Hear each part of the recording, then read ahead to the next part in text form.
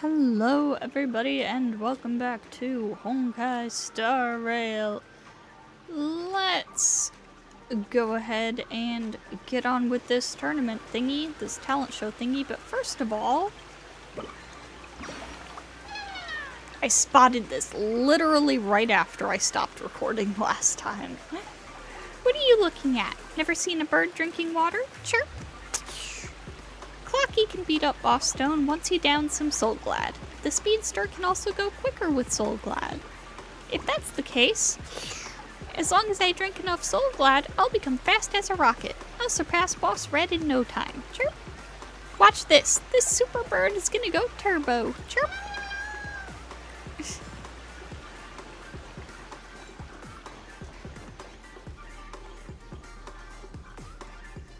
Welcome to the first stage of Soul Glad Enterprises' 33rd Scorched Sand Festival of the 20th season, Dream Play Fantasia. In this stage, you can choose between two challenges, the School of Acting or School of Action. Okay, wow, it's a good thing I looked at OBS. I forgot I had, like, change the window size because of Sonic.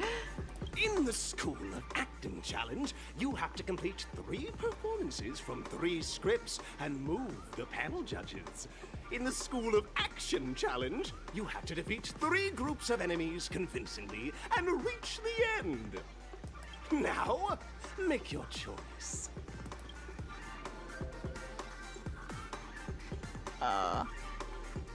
I actually get to choose?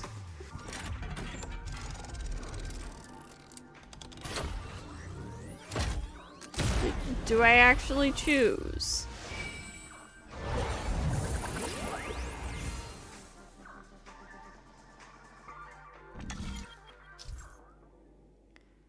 Click the button on the tracks and select the challenge arena to go to.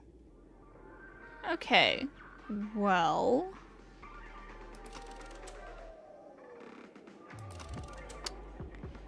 yeah, combat is combat. I think we know that I could do that. What would...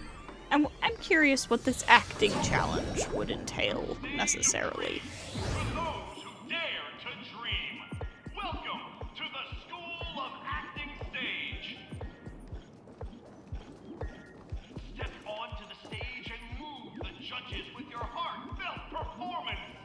The next cosmic star of Penacony could be you!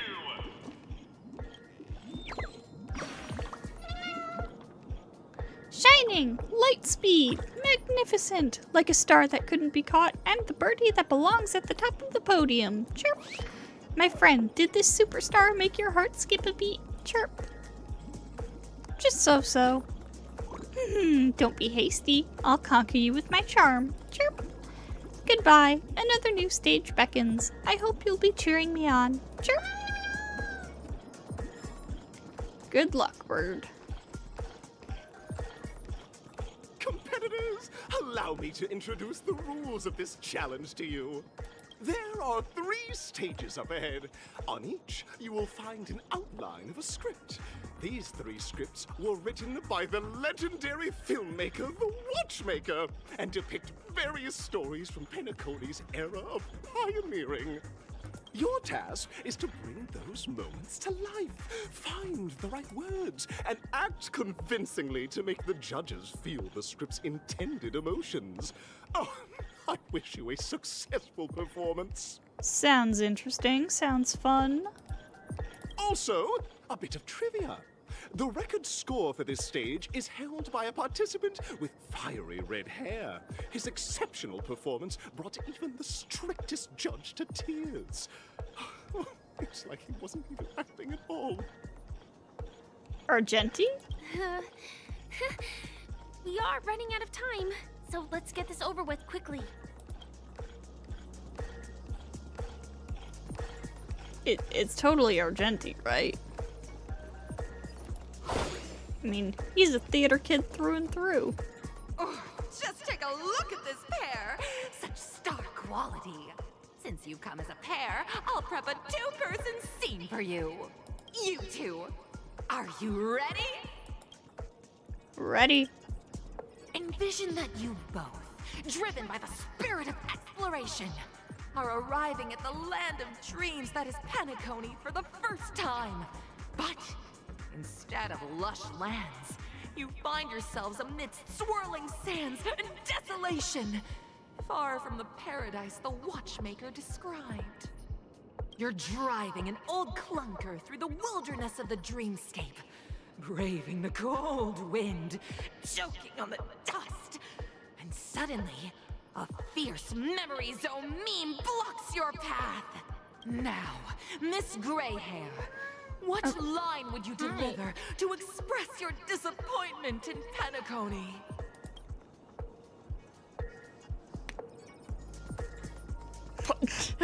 What in tarnation is this? How old Watchmaker is a big fat liar? Sure, let's go with that.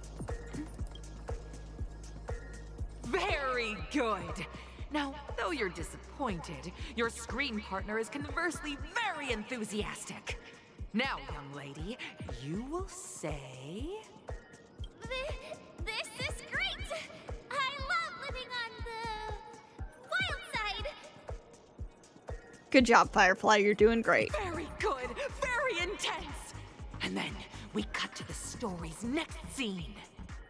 You find a job mending the rails, but the days are long and your endurance can't keep up, and you finally collapse in the endless expanse of desert. Suddenly, sweet rain falls from the sky, wetting your lips and rousing your spirits. Now, Miss Greyhair, what line will best express your surprise at this moment?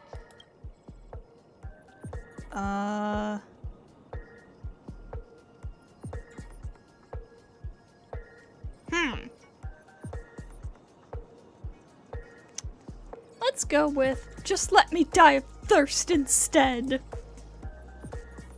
That's not right! That line doesn't sound very surprised.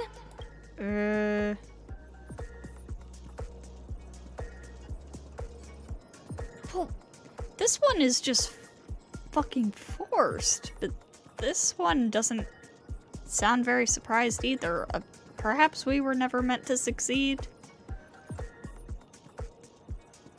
We're already at the next scene. You need to convey surprise now, not disappointment. Ah, fine.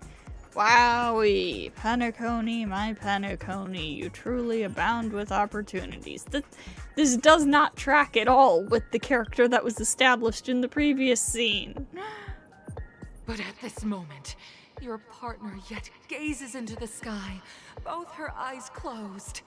The And it sounds so fall, fake. blurring her vision, and she tragically says, Perhaps we were never meant to succeed. Right? "Fantastic! Both of you have an incredibly solid foundation in dialogue delivery. However, lines aren't everything in a performance. Please continue this story on the second stage. Up Your next, script sucks, you'll lady. be challenged with a body language test. I hope these tests won't take too long. Your script sucks, lady.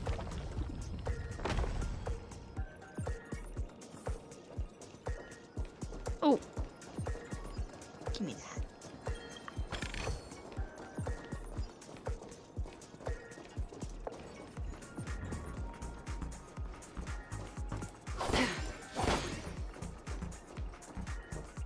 Here, you two are required to skillfully utilize body language to portray the story context I've laid out for you. Picking up from where we left off, a heavy downpour saves you both stranded in the desert. This rain quenches the anger in your heart. You look to your companion, now completely devoid of fighting spirit, wanting to comfort her. At this moment, what should you do to make her laugh?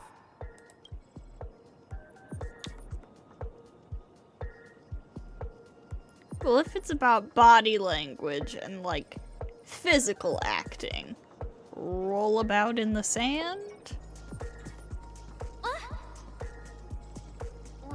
Right answer. Your companion sees Oh no, I you skipped rolling about in Firefly the laughing. sand I'm sorry. and thinks about the arduous obstacles along this journey.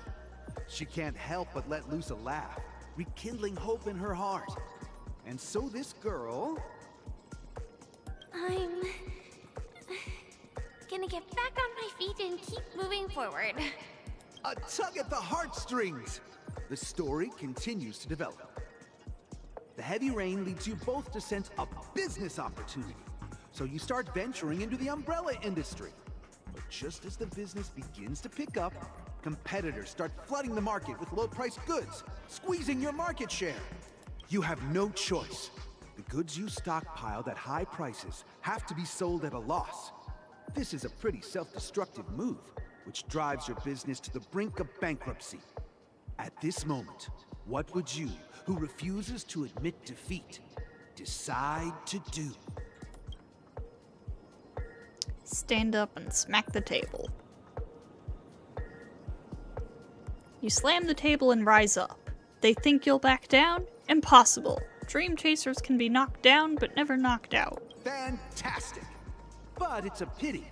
Your This friend isn't has really agreed. body language. Seeing that It's you're up just to your eyeballs in physical debt, acting, she sees you know? nothing but despair in There's her a future. difference. And then... I leave Penacony in utter disappointment. Is that okay? Of course! Absolutely! I was this close to tears! Both of you possess exceptional acting talent!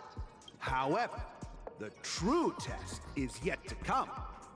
You're about to encounter the harshest judge this show has ever seen.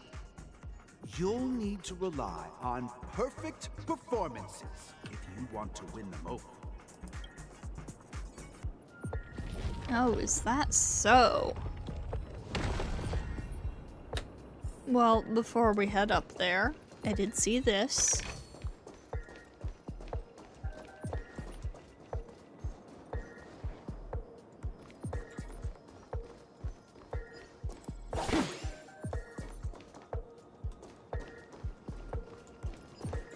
Ha!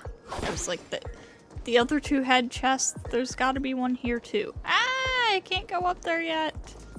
So rude. I can at least get that. Welcome to the final stage. Actually, all the scenarios that you previously encountered were all from the film Once Upon a Time in Dreams. Two companions arrive on Penacony with nothing but a dream. Their desire for achievement is met with continuous setbacks. Ultimately, one continues on, despite spiraling into debt, while the other concedes defeat and leaves. Is this supposed to be like a pastiche of, what's that movie? Once Upon a Time in Hollywood? The Tarantino flick? I haven't seen it, but that... Many years I mean, the later, title their sounds paths similar. cross once more in the thriving Penacony. Yet, they refuse to acknowledge each other because...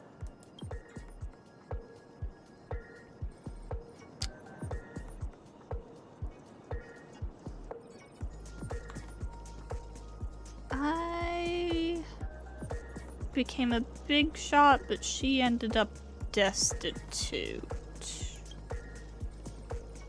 Against the backdrop of a revitalized Penacony, the joy of reunion mixes with the sorrow of past separation, the awkwardness of being strangers, and the shyness of a long-awaited encounter, all converging at this very moment. Give it a shot. Try and convey this bittersweet scene to me. Bring it to life with precise and emotive acting. An awkward, bittersweet, confusing reunion? Yeah, I think we can do that. Is this ever going to end? I know! Why don't you try that clockwork thing you used before? Firefly, I don't think we need that. Your performance is far from satisfactory. All right. God! I never imagined that such a sad scene could be portrayed by you two in such a joyful and heartwarming way. Two people sharing a long, cherished friendship, as if time and status meant nothing to them. Huh? But we haven't even done anything! Is his imagination running wild again? Brilliant! Your portrayal outdoes the original. It's simply beautiful. All right, let us through. Pass the test. We ought to hurry up. Stellaron is at stake. I hear ya, Miss Stellaron Hunter. Oh, another chest.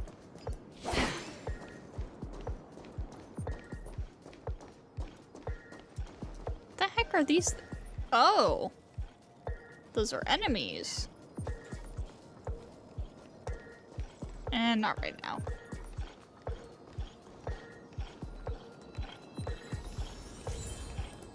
Oh, cool. Congrats to both of you for clearing the stage, but more importantly, are you having fun?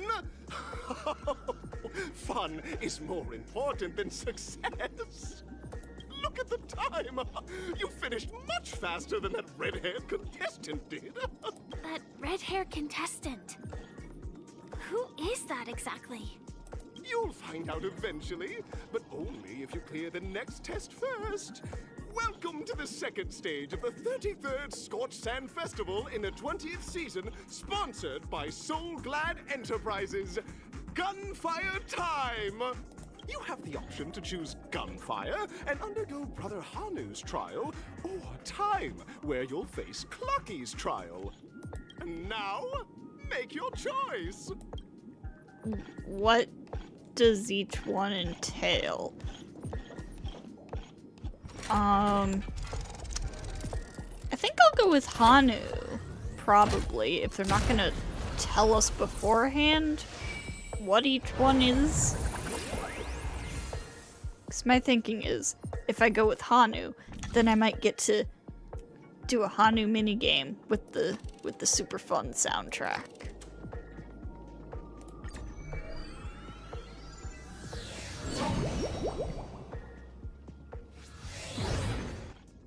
Dear friend. Whoops, recording got cut off for a minute there. So it looks like we are probably going to be doing the regular Hanu thing. And I was saying I feel bad for Firefly because she's really stressed out about like how long things are taking. And I keep picking the things that take longer. Alright. I've tried my bestest to hide myself and you still found me. Chirp. When everyone hid in the balloon, I was the only one who chose a unique hiding spot. Chirp. I even got upside down to conceal my hair. Chirp. I've seen this a million times. What? Other birdies also know about the statue's hiding spot? I wasn't the first one who found it. Chirp. This is unacceptable. Chirp. Just you wait. You'll never be able to find me the next round. Chirp, chirp.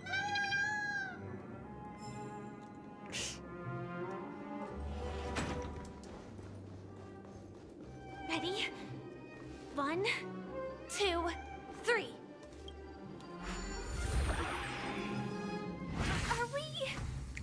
Are we both in control of this Hanu character? Very good. Looks like you've got the hang of it. In this Hanu's Adventure episode, Boss Stone has gathered his battleships for an assault on Dreamville. Old Buzzfly, Cousin Wolf, and Bombhead are all raring to go. The brave Hanu must thwart their advance and protect his home.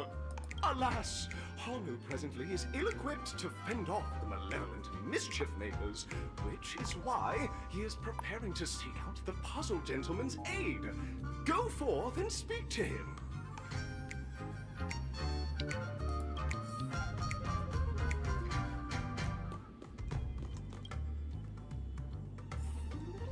I was looking at that like, okay, so if... Oh, brave Hanu, you look like you could really use some help.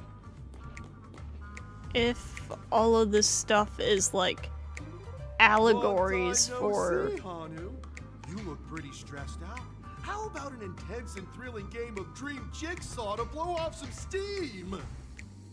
I was thinking, like, if all of this is like allegories for Penacony's history, I was like, okay, so is the puzzle gentleman Gallagher then? And are the whatever mischief makers supposed to be like, I don't know, masked fools or something?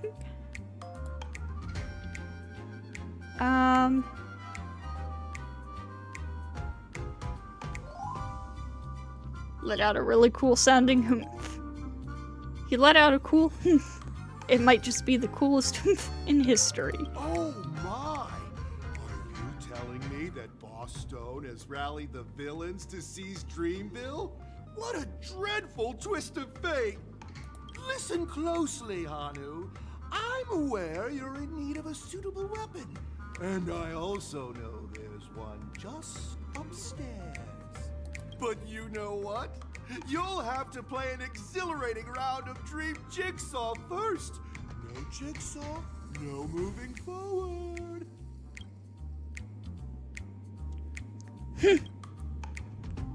You make a cool humph. Only someone as cool as you could produce such a cool humph. Perfection. Now scurry along, Hanu, but tread carefully. Two ne'er-do-wells are also eyeing those jigsaw pieces. Either outsmart them with the quick knockout, or ensure they don't catch you in the act. I can't wait to see you finish the dream jigsaw. Best of luck, Hanu. Let's stay alert and make sure those monsters don't spot us. Yep, don't you worry, Firefly. I have done these plenty of times by now.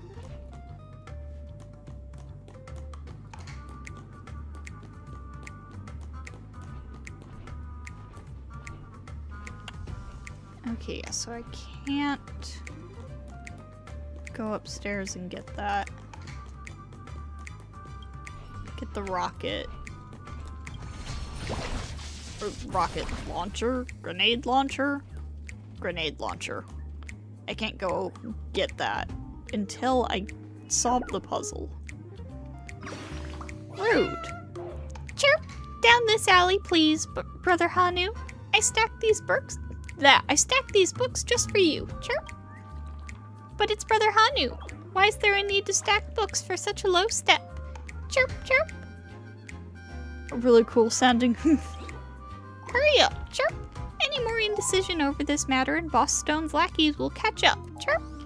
I'll fly out from here and distract them. You take the chance to run. Chirp.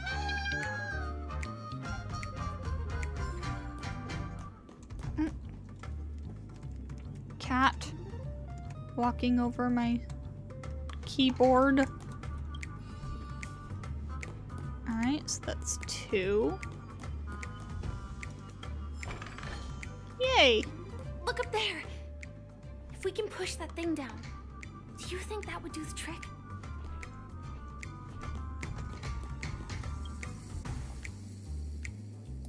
Yep. Bonk! Get bonked, asshole.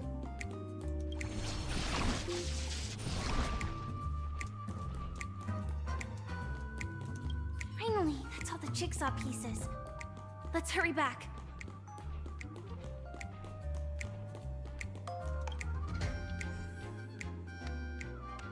Oh boy, we got a lot here. Okay. And there was only one side piece.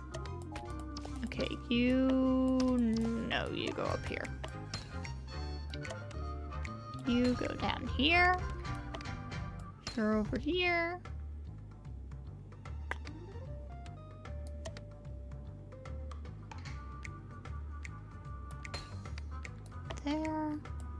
There. Oh Okay. my! The exquisite sensation of perfect alignment! My organizational itch has been quite thoroughly scratched. Hurry now, Hanu. Touch that TV set and transform back into your old self. Then head upstairs. Your weapon awaits you there. Are such haphazard instructions really okay? Just go with it, Firefly. Just roll with it. Disconnecting from that thing so suddenly has left me feeling slightly disoriented.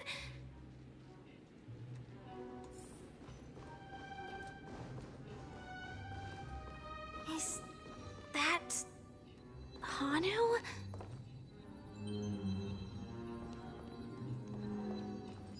Ayo.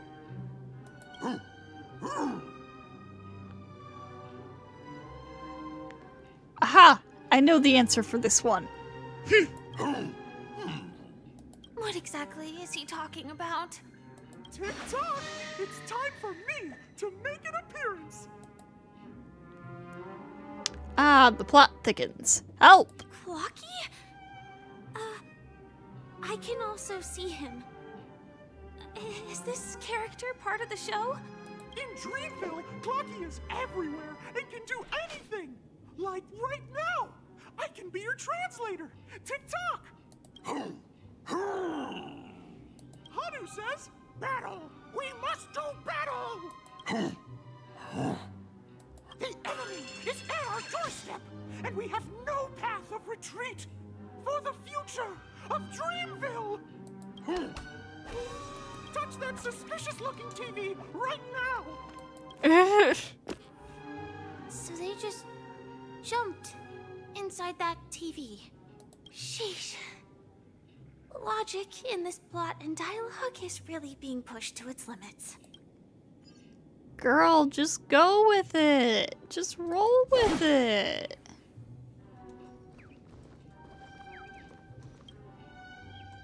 No.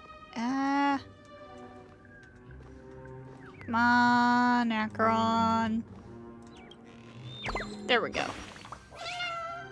Chirp! What's the hurry? Boss Stone's coming at you again? Chirp! Such a huge ruckus. I reckon not even old Buzzfly and Bombhead can sit still. Chirp! Run them out of town. Don't panic, friend. We're nothing like those baddies who scream and shout, because by the moment the words running the baddies out of town come into the minds of Brother Hanu's friends, the deed is done. Chirp! Goodbye. It's also time for me to deploy. Glory will be with me. Chirp! Well, good luck, birdie. Well, here we go again. Ready? Oh, I was born ready, Firefly. I am gradually getting used to this. Huh. Who knows? I might even be able to perform some high-level moves with Hanu. Oh, did someone say high-level movies just now? That's right, pal. The upcoming script is just exploding with all sorts of high-level shenanigans. Last we saw, Hanu was preparing for battle. Suddenly, he hears heavy footsteps coming from the hallway. Malevolent mischief makers have broken into his home. But brave Hanu won't go down without a fight. He instantly sprints for the storage room, ready for a do-or-die showdown against the baddies. But we still don't have any weapons in hand. Guess what? Hanu's favorite bazooka just so happens to be in that storage room. So get a move on. What a coincidentally convenient plot twist. It'd be even more awesome if the organizers allowed me to wear armor. Yeah,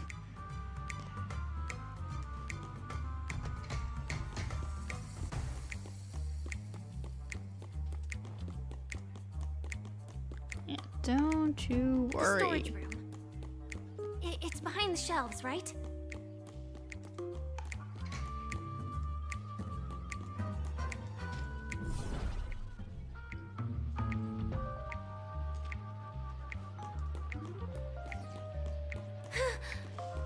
He wasn't lying.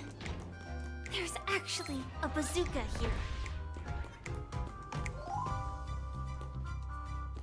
Of course there is. Why wouldn't there be? Jeez, Firefly, it's like you've never done one of Now we these. should have a way of dealing with this thing. Feels just like the soaring locust too.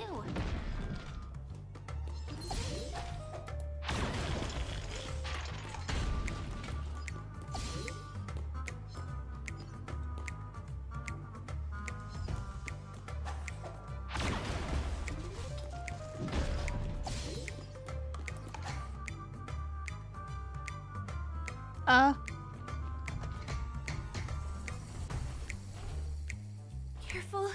It looks like we've got more company. Get ready to fire! No problemo.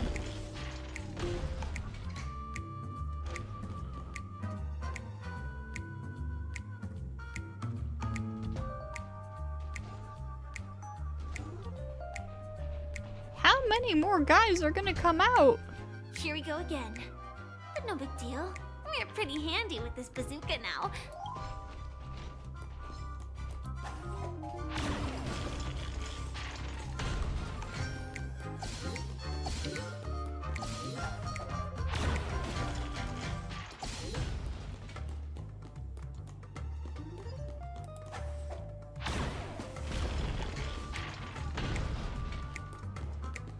That should be all of them, right?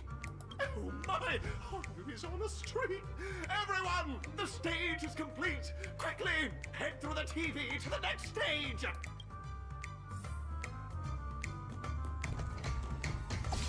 Give me this.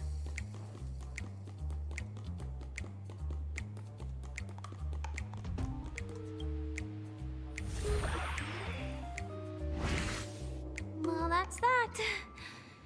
But it is gonna be hard to let go of this bazooka. Never mind. Let's hurry over to the next stage.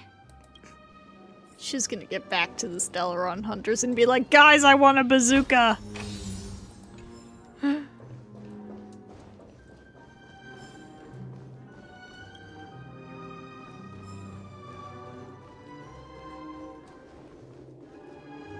I think we should let Firefly have a bazooka just all the time.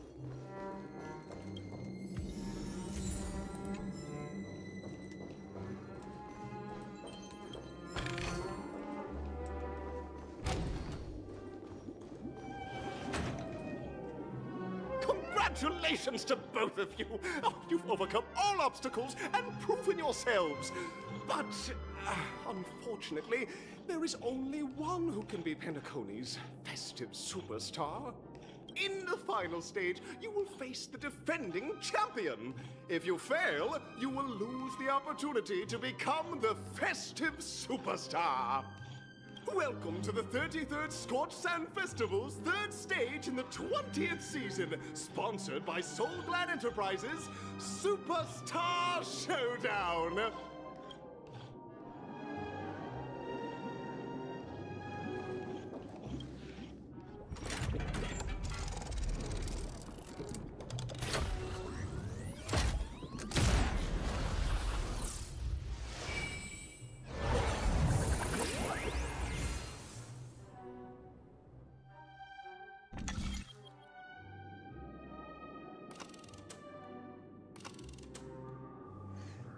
Arena 1 or Arena 2? I mean, it doesn't matter, does it?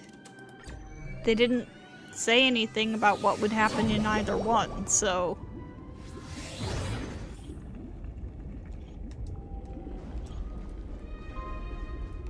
I see you up there.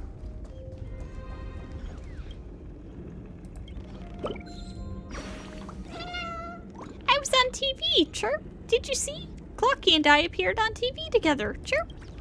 Grab a bottle of Soul Glad. Make your dreams a blast. How did I sound? Not bad, eh? It's simply music to my ears. I was able to perform with Clocky on the same stage. I'm a superstar birdie too. Chirp. Chirp, chirp. I'm gonna show off to all the birdies in town. I didn't realize until like halfway through that it was singing the like Soul Glad jingle. I was right! Someone extraordinary. I was right! Welcome back, Argenti! I have missed you, beautiful!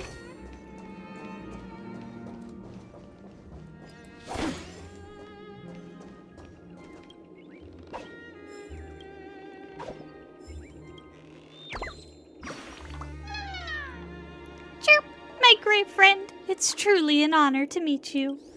Not even the stars in the sky can match your heroic valor. Chirp! May we stand together to defend Dreamville's stones and branches. And Soul Glad. Chirp! It's even the same color. Ho-ho! I'm the knight among birdies, the mighty championship contender. Chirp! Goodbye. I have to defend the ice Soul Glad, or all of it will be snatched up by the other birdies later. Chirp!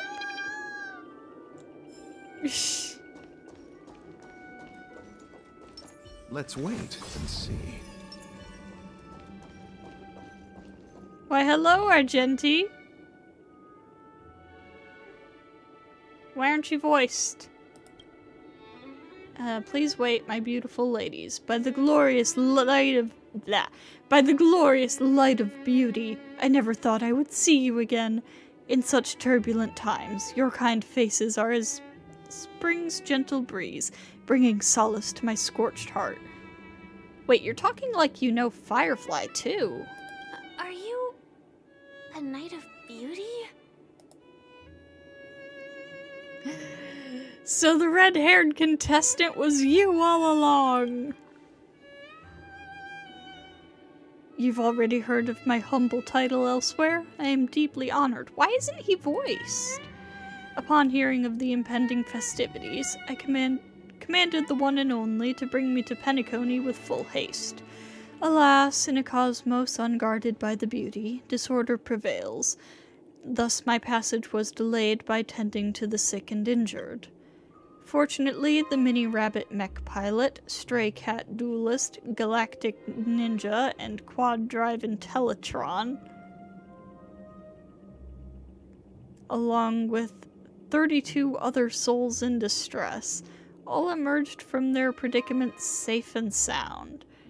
I then led them all here to revel in the harmony with the countless other splendid beings. This feels like it has to be referenced. Okay.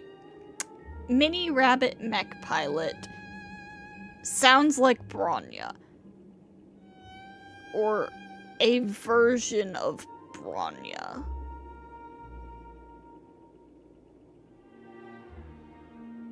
Galactic Ninja, Stray Cat, Duelist, Quad Drive, Intellitron.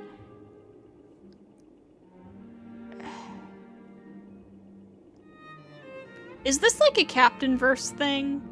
Is this a Captain Verse joke? I don't fucking know.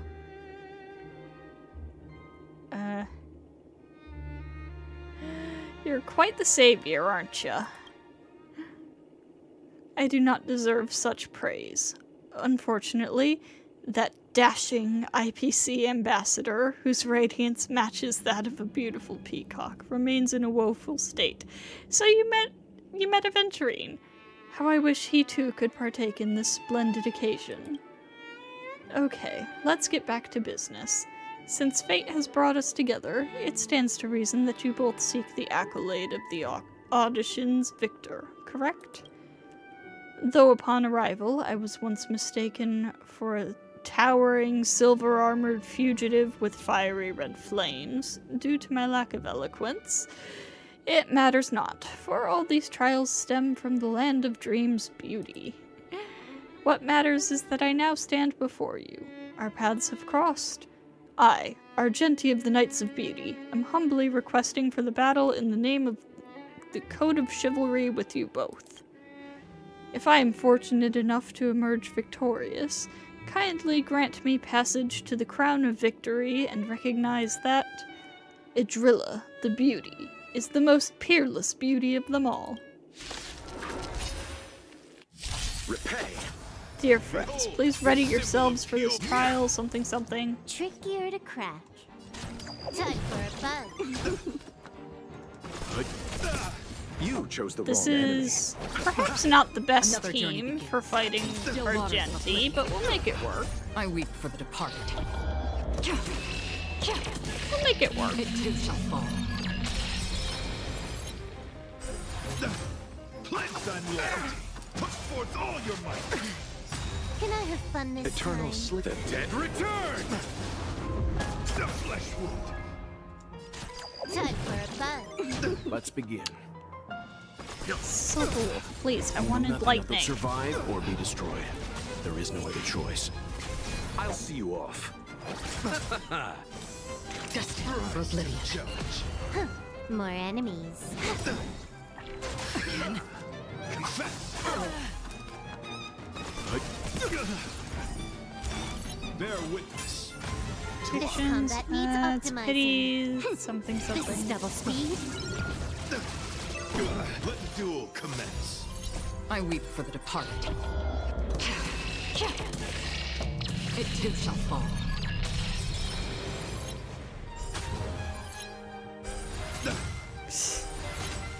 You chose the wrong enemy. Rise to the Okay, challenge. never mind. We're doing Still this waters fine. of oblivion. Cleanse on loyalty. Familiar. Put forth all your might. Ah! Don't worry. It's just a Eternal scrape. Sleep. The dead return. The flesh wound. Leave it to me. I'll see you off. Oh, I hope I can get Free Argenti will, on a or was it rerun fate at some destined for point. oblivion? I don't regret skipping him when he came out, but like, I like him. It would be cool to have him. Let's begin.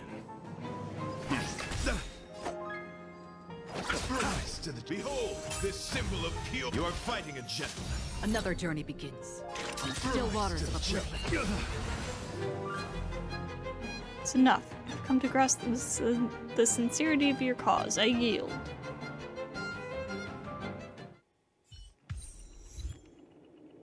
Beautiful. Beautiful. Truly a captivating contest. It is through you that I realize, to uphold the honor of Vidrilla, I must further hone my skills. What a beautiful lesson indeed. Go forth, my dear friend, beautiful miss. The audition's crown is yours to claim. I shall remain here, gazing from afar as you bask in the limelight, joining the audience in offering you the most heartfelt cheers and We applause. don't have much time. May fate allow us to meet again, Night of Beauty. In that case, let's make our way to the end. Penacony's really thronging with talent. I hope we make it in time. Yep. Alright. Thank you, Argenti. Hope you have a good stay here in Penacony.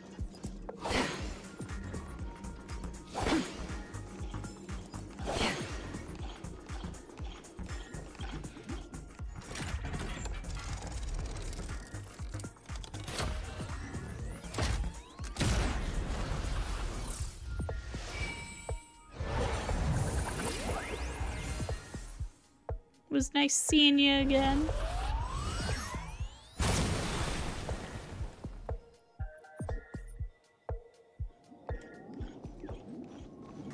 Congratulations to the Galactic Baseballer and Firefly on becoming Miss Scorched Sand Festival's champions! We look forward to their amazing entrance in the Charmony Festival! Let's give a round of applause to our aspiring young guests!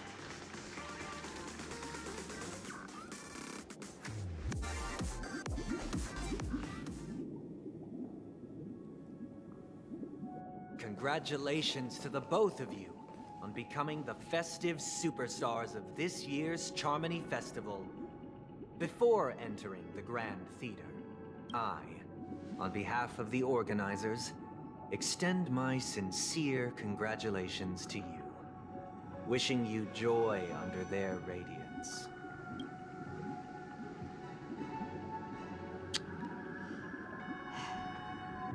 You already worked things out with the Dream Master? I have my doubts. As previously promised, my sister, Mr. Yang, and I have met with the Dream Master. We delved into the truth about Penacony and its Stellaron, and have come to a consensus. Both I and the Oak family cannot acquiesce to your request. Just as expected. We acknowledge the perspective of you, Nameless. Penacony does require change, but not as you propose. The planet of festivities cannot and will not revert to a place characterized by chaos, disorder, or anarchy. Through your journey of overcoming obstacles, you must have glimpsed the essence of that era. The vulnerable ruthlessly eliminated, equality non-existent, common folk living precarious lives, eking out a dreary existence. Ultimately, only heroes like yourselves manage to achieve success. But I would dare ask, if you did not possess the special status of having a Stellaron, and you were but an anonymous and frail member among the masses, which Penacony would you prefer? A dystopia for the survival of the fittest, or a sweet dream paradise for all? I don't know. Why are you asking me? I'm like the person with the least developed sense of self around here. Don't let him mislead you. Mr. Sunday, even if the members of the Oak family can't fully agree on what to do about the Stellaron, now's not exactly the time to be holding an extensive discourse about Penacony's past and future, is it? The Stellaron issue concerns the life and death of everyone on Penacony. If anyone has a better suggestion, the crew is more than willing to listen. Also, it'd be best to tell us the ins and outs of that meeting. This way, we'll at least know what Welt and Miss Robin are dealing with, and the reason why they failed to make our appointment. Ah, Navigator. That is precisely my intention. With all present, let's begin by discussing the details of that meeting. Let's talk about our tribulations and choices, our ideals and beliefs, and our final course of action. The only path to take.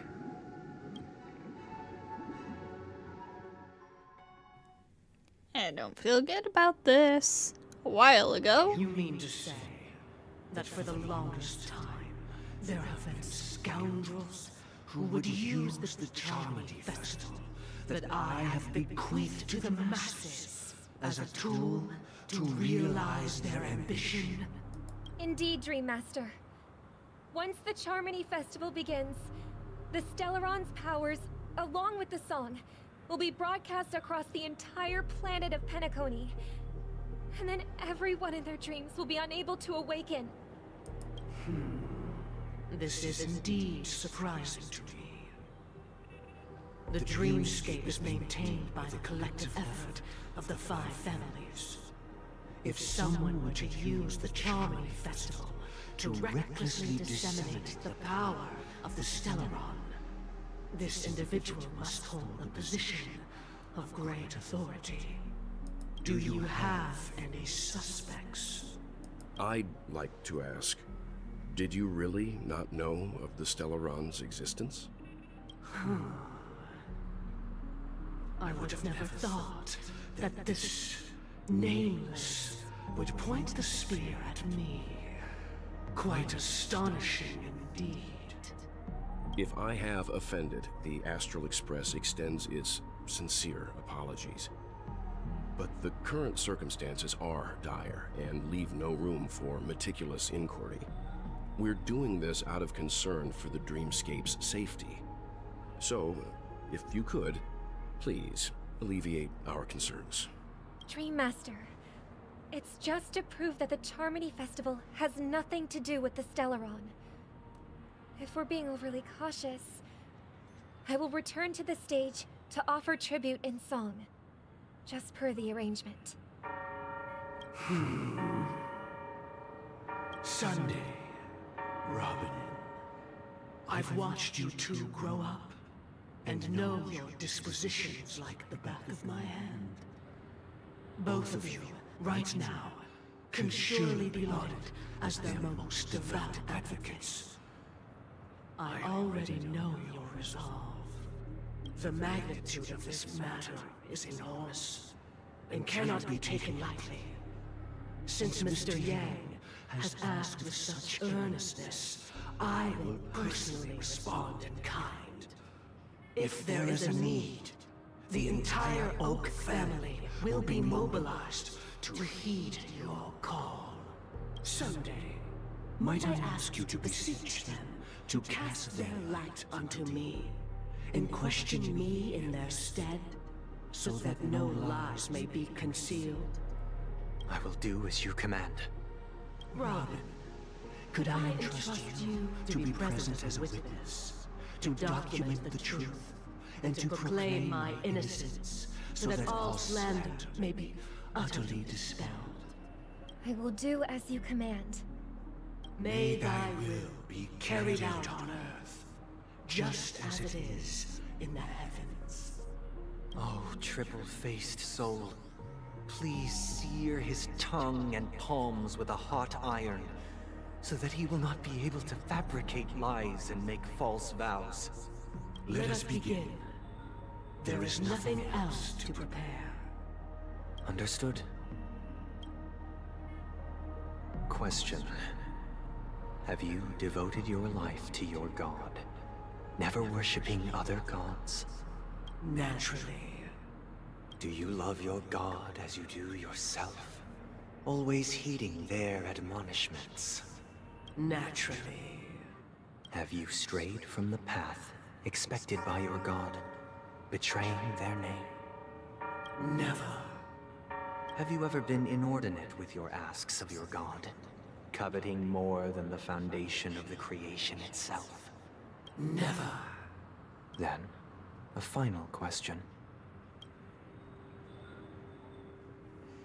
Do you swear to fulfill all vows, past, present, and future? With the Eon as my witness, if I do not deliver on my words, or if I renege on my vows, may I be cursed in accordance with divine law. Couldn't help but notice how particularly worded those questions were.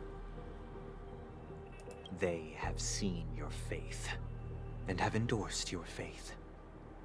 With Very this, open to it can be loopholes, those evidenced. questions were. Just a moment. What is it, Mr. Yang? I have another question I hope to have answered. To my understanding, the family's harmony and prosperity have never relied on so-called divine laws. The god you both mentioned, are they truly Shipe? Ho ho! Mr. Yang should know that those belonging to the family toil together as if they were kin, embracing solidarity and unity under their light.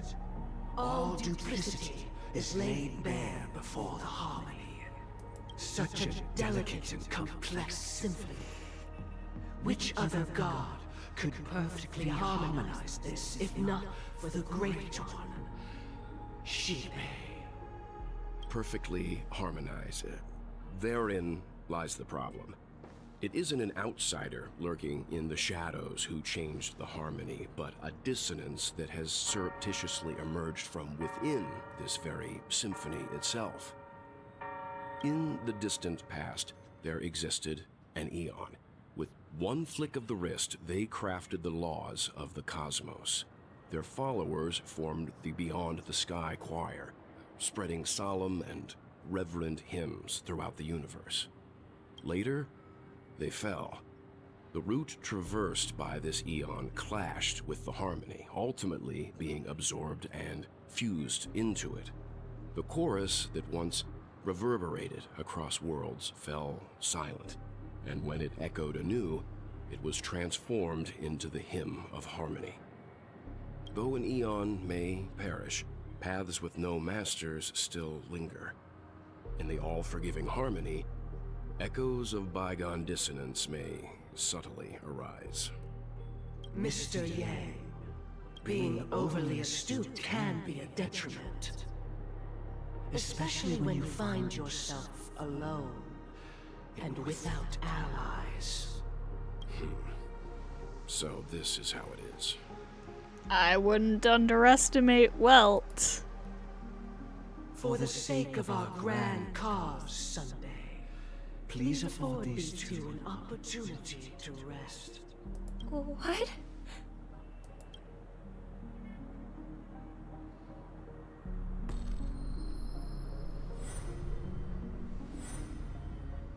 Sorry, Robin. It's just you. I did not wish for you to know this. It's a pity that things have turned out this way. So, this is the true reason I can't sing? The shadow that envelops Penacony is actually... We were never children of the harmony. Our ideal paradise could not have been crafted by Xipe. True bliss can only be guaranteed by the one who transcends the many. Within the foundation of law, humanity establishes civilization, and through harmony, we obtain order.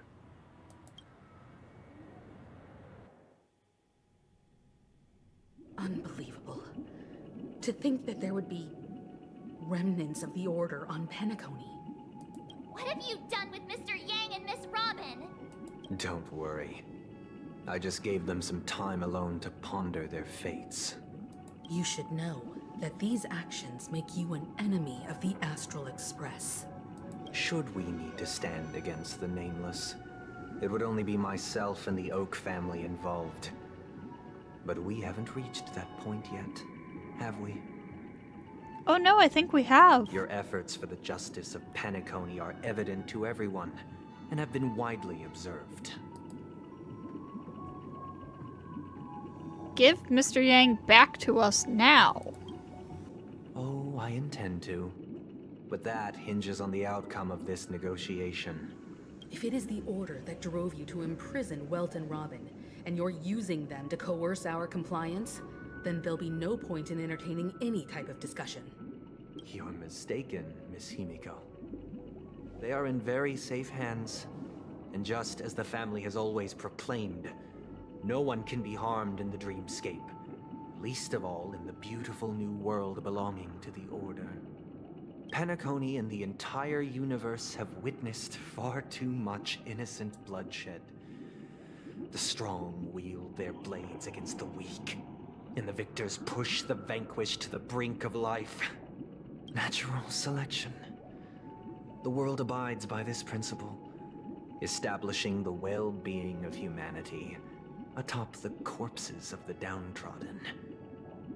Only we, or rather, I, possess the power to put an end to this farce. So you've decided to resurrect a dead Eon? No one's ever done such a thing. If Miss Himiko is interested, let's draw back the veil and speak candidly. I've always firmly believed that people can understand one another through peaceful means. I'm willing to divulge the unembellished truth as to the intentions of the Order's Pathstriders, so that you will make better judgment for the Astral Express, for Penacony, and for this stretch of the universe. Words can hardly do justice to the beauty of that ideal. So, come with me, everyone. Let us retrace our steps, and see once again where this road leads. Huh? Where'd he go? Welcome. This isn't any location in Penacony's dreamscape. It's my inner world. The reason the scenery before you remains unchanged is because your consciousness has drawn on similar concepts to fill in the gaps. So you've imprisoned us. Did you do the same to Welt? It's a tuning process. Stronger in effect and more draining on the mind. The gray-haired guest has experienced it before, so she should understand what it entails. Tuning allows you to intuitively grasp my feelings, which also means that I cannot hide anything from you.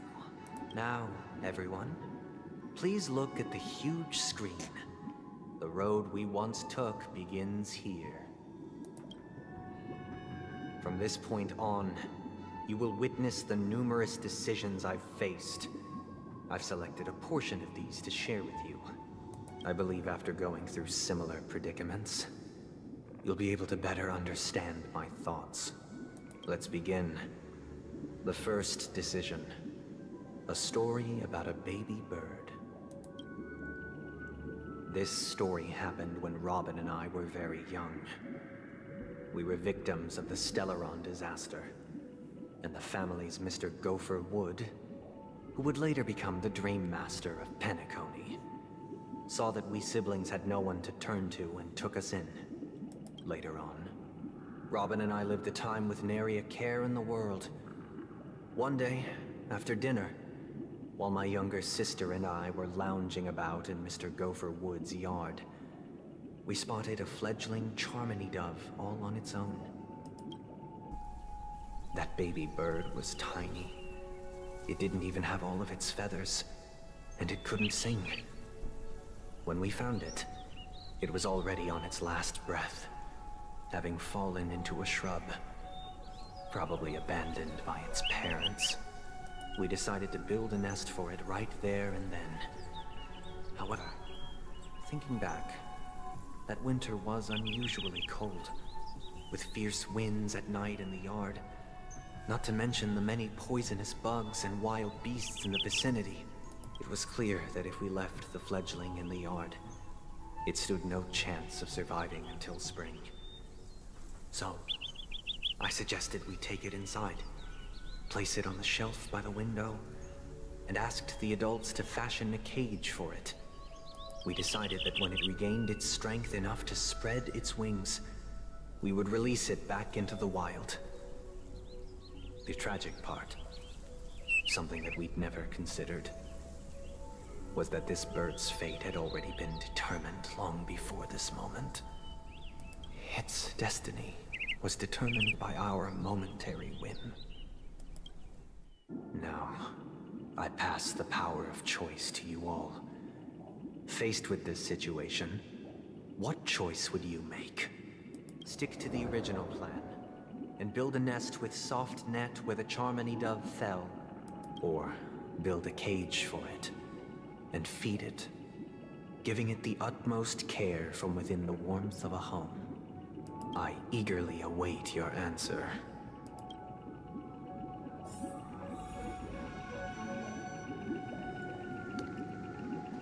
I mean, realistically, they're actually both pretty solid choices, I think. So let's ask everyone else what they think. I can't decipher his intentions right now, but based solely on that question, I would probably choose to build that dove a cage. Even if I was gonna release it back into the sky, it'd have to be strong enough to fly first. If I left it where I found it, I fear it'd never get the chance to fly ever again.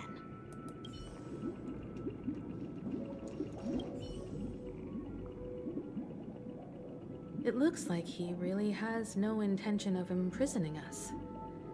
If it's just a quiz, I suppose it's fine to humor him. Back to the question. I would personally choose to build the little Charmony dove a cage. No special reason. I do think that a fledgling should have the right to fly into the sky. But if it can't even live to that point, then there's nothing to talk about to begin with.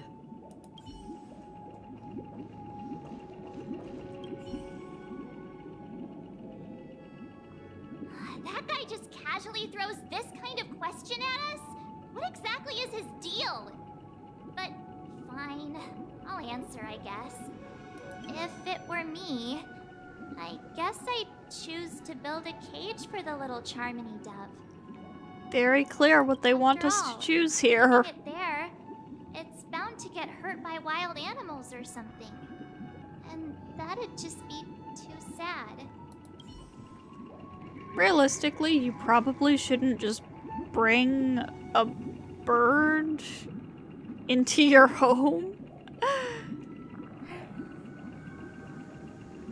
I'm sure they could have done something outside that was, like, better than whatever Sunday was suggesting. But not, like, something that would have been somewhere in the middle, that would have kept the bird outside with, like, minimal contact, but still would have helped it, you know?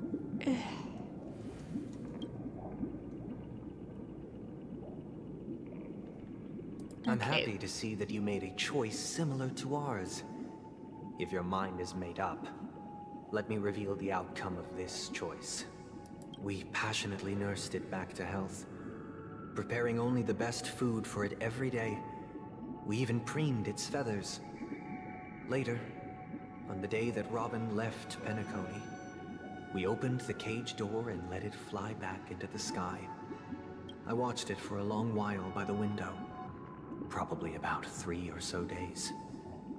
In those 3 long days, the little Charmony dove tried again and again to spread its wings to fly into the sky, but fell to the ground, only to keep trying. Sounds to me like it wasn't actually fully healed. Finally, on the 137th attempt, it succeeded. But its attempt did not go perfectly. After flying unsteadily for a while, it fell to the ground, unable to grasp the direction of the air currents. The fall shattered its wings. It writhed helplessly in my embrace. But it was all for naught, finally succumbing to a painful demise. And in that instant, our tender care, our given love and hopes, they all became the inevitable push that sent it to its death. I deeply regret the choices we made. Next, let us head to the second decision. This time, it's the story of a dream chaser. This story happened when I was appointed as Bronze Melodia, a position exclusive to the Oak family, charged with listening to the problems and vexations of Dreamscape residents, and providing them with the relevant guidance. It was during that period that I had the opportunity to hear voices from all corners of the Dreamscape. Joy, sorrow, arrogance, regret. The complex tapestry of human nature that formed the world. And I was fortunate to catch a glimpse of it. He was a dream chaser, and an illegal stowaway. Just like the rest of them, he came to Penacony in search of a better life, except that, to most people, the price he paid, I suppose you could say it was everything. He told me, I sold everything I could at home. The house, the land, even his 2 children. He said he could not afford to raise them, and that at least they could eat if they lived as slaves. He had a plan in place. He would buy back his children once he had made his fortune, and enjoy Penacony's beautiful dream with them. Alas, his plan to smuggle himself was somewhat clumsy, and he was sniffed out by those pig-headed hounds. After hearing the Dream Chaser's story, I immediately appealed to the Bloodhound family to cease their pursuit. That way, at least he could live peacefully. But I was still too naive to the ways of the world. I did not anticipate that what I thought was a kind gesture would later lead to dire consequences. I'll tell you the outcome soon. For now, I'd like you all to make a choice. Will you do as I did, and try to convince the Bloodhound family to stop their pursuit, so that the Dream Chaser may live peacefully and realize his wishes? Or will you remain silent, leaving him to languish while the hounds are hot on his heels, until his inevitable judgment arrives? I look forward to everyone's decisions. Who knows?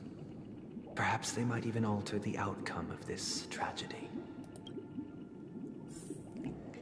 Sunday, my dude, you gotta stop dealing in absolutes. Nice false dichotomy, dickhead. What lies between it?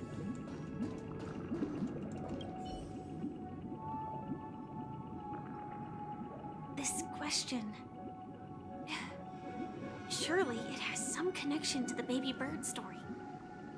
And this connection is precisely the breakthrough Sunday aims to use to persuade us. I'd probably choose to ask the Bloodhounds to cease their pursuit.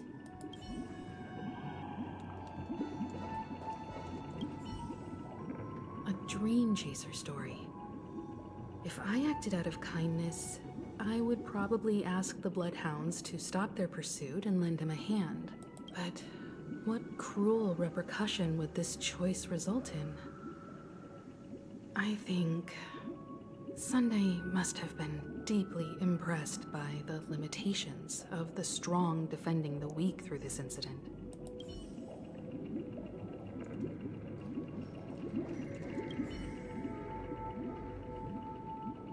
It seems illegal stowaways are really quite common on Penacony. But that guy in the story, I don't think he deserves any sympathy at all. He sold his kids to chase a dream. Even if he intended to go back for them, it's still insanely irresponsible. With that thought, there's only one choice. Let the Bloodhound send him back home. This person deserves to be punished. It's a little more complicated than that, March. We'll go along with whatever Sunday's yapping about. I'm honored to witness you arriving at the same decision. Out of respect, I'll share with you the dire consequences that my choice back then brought about. Let me guess, you just drew more attention to him and it created even bigger consequences for him. First, the outcome. He attained major success. After avoiding capture, he ran a business for a few years, very quickly making a name for himself, elevating his status. He might not have become a tycoon like old Audie, but he was considered a character of excellent repute. Now then, did he realize the wish he set out to achieve? No. The last time I saw him was in the real world, where the hounds were going to permanently exile him, and I was the accompanying Bronze Melodia. The mission was simple. Listen to the criminal's repentance. He told me the reason he was in this predicament was because he conspired to usurp the head of the Alfalfa family. When I asked him about his two children, he instead responded with a question. What children? In the end, my heart aligned with the harmony, and the good deed I dared to undertake held no value, turning instead into a wrongdoing. It created a lamentable oppressor and countless oppressed individuals. As to your choice, I once again offer my heartfelt apologies. Next comes the third and final decision, and the story this time is my own. This story happened the day I was appointed the Oak family head. At that time, Mr. Gopherwood was the current Dream Master, and as per his wish, we had a private conversation. What surprised me was that the Dream Master had only come to deliver a letter to me. He let me read its contents, and it was a letter from my sister. The letter contained the usual pleasantries, anecdotes from her travels. Nothing out of the ordinary. Just as I started wondering how this letter related to our discussion, the Dream Master began to speak. Do you know who wrote this letter? My sister, of course. But why would you personally visit me to hand me a letter from my sister containing mere trivialities? To help you grasp the full scope of this issue. Do you know where Robin is at this moment? From what the letter indicates, she must be in Caspelina 8, correct? She's touring there right now. Correct. Has she mentioned anything about a stray bullet? A stray bullet? What? A war has broken out on that planet. It is because of this very reason that Robin chose this destination. To spread the word of the Harmony. And to save the lives of that planet. She personally made for the front lines. She hoped to ease the people's suffering with song, and was willing to brave mortal danger to deliver the IPC's medical supplies. Unfortunately, stray bullets show no such compassion. Is she all right? If the operation was successful, she should probably be recovering in the field hospital. By the eon above, the bullet struck her neck directly, yet possibly as a reward for her consistent deeds of harmony. It didn't hit any vital arteries. Once you've attended to your outstanding tasks, it'd be advisable to write her back as soon as possible. Those damned savages! I'll pack my bags right away. My gratitude for bringing this to my attention, Mr. Gopherwood. Now you understand why she always wears such elaborate neck ornaments, don't you? How could this happen? Miss Robin.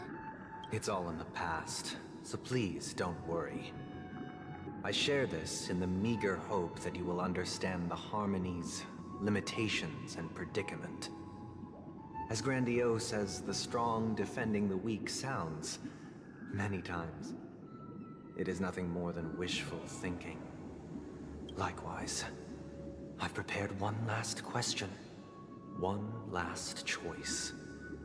But rest assured, this choice will not have any grave consequences. Because this is merely a figment of imagination, a nightmare that has haunted me through countless nights. If you ever had the opportunity to make a choice like I did, would you still support Robin's journey on the path of harmony?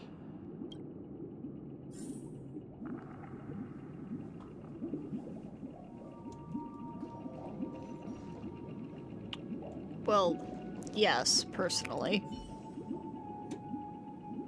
It's clearly what she's decided she wants to do with her life. And here I was thinking she was just another superstar celebrity. Headphones are bugging out.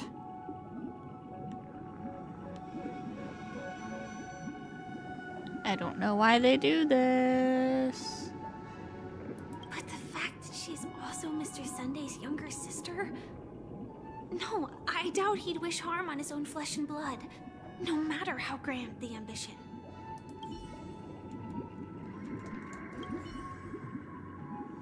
I often feel like I've dreamt of similar scenes on certain nights.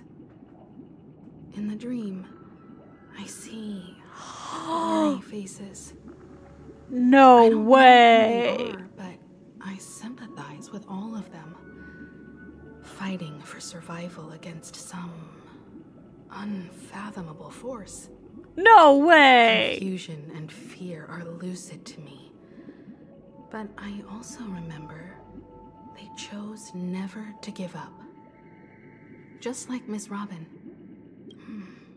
If Mr. Sunday's question leaves you puzzled, you should find the answer from your own experiences. With each Trailblaze, dangers and tribulations will surely follow. But would you ever back away? Would you stop March and Don Hung from reaching their next destination? I believe you have an answer of your own in your heart. No. Hang on. So Himiko, character story 4.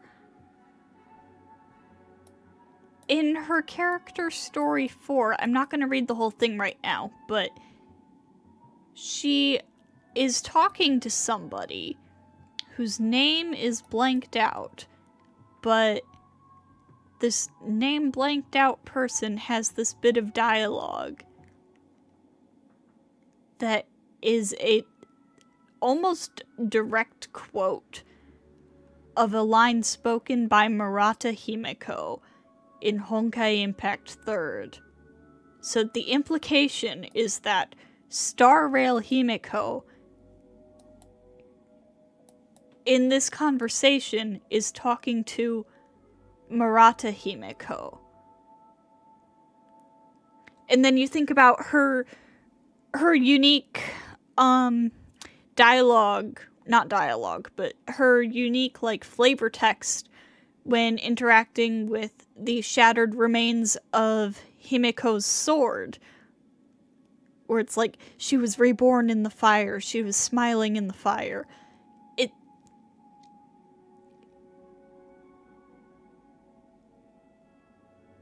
Star Rail Himiko is not just Star Rail Himiko. She has connections to, at the very least, Murata Himiko. Probably every other Himiko. That is...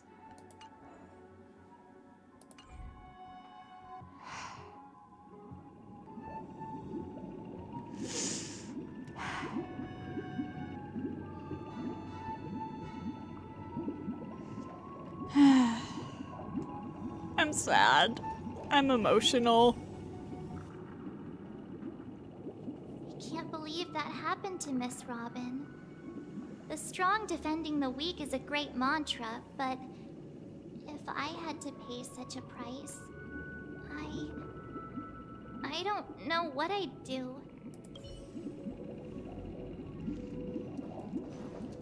We'll keep supporting her because it's obviously what she's decided she wants to do with her life, and she's gonna keep doing it no matter what, so you might as well support her. Will you make this choice? Yes. I see. I am now aware of everyone's stances. Raising these questions merely serves to illustrate one point. The plight of Penacony cannot be salvaged by the harmony. The true foundation for a sweet dream paradise can only be established through the order, where the strong govern the weak. I know the suffering of being tormented, the turmoil of losing your way, how sorrow and even despair set in when matters don't work out. All of this causes me unending pain, because this is not what happiness is at all. We must teach the weak how to live a happy life, and this life isn't some noble propriety that the upper crust preaches, but in definitive terms, a way of survival that belongs to everyone.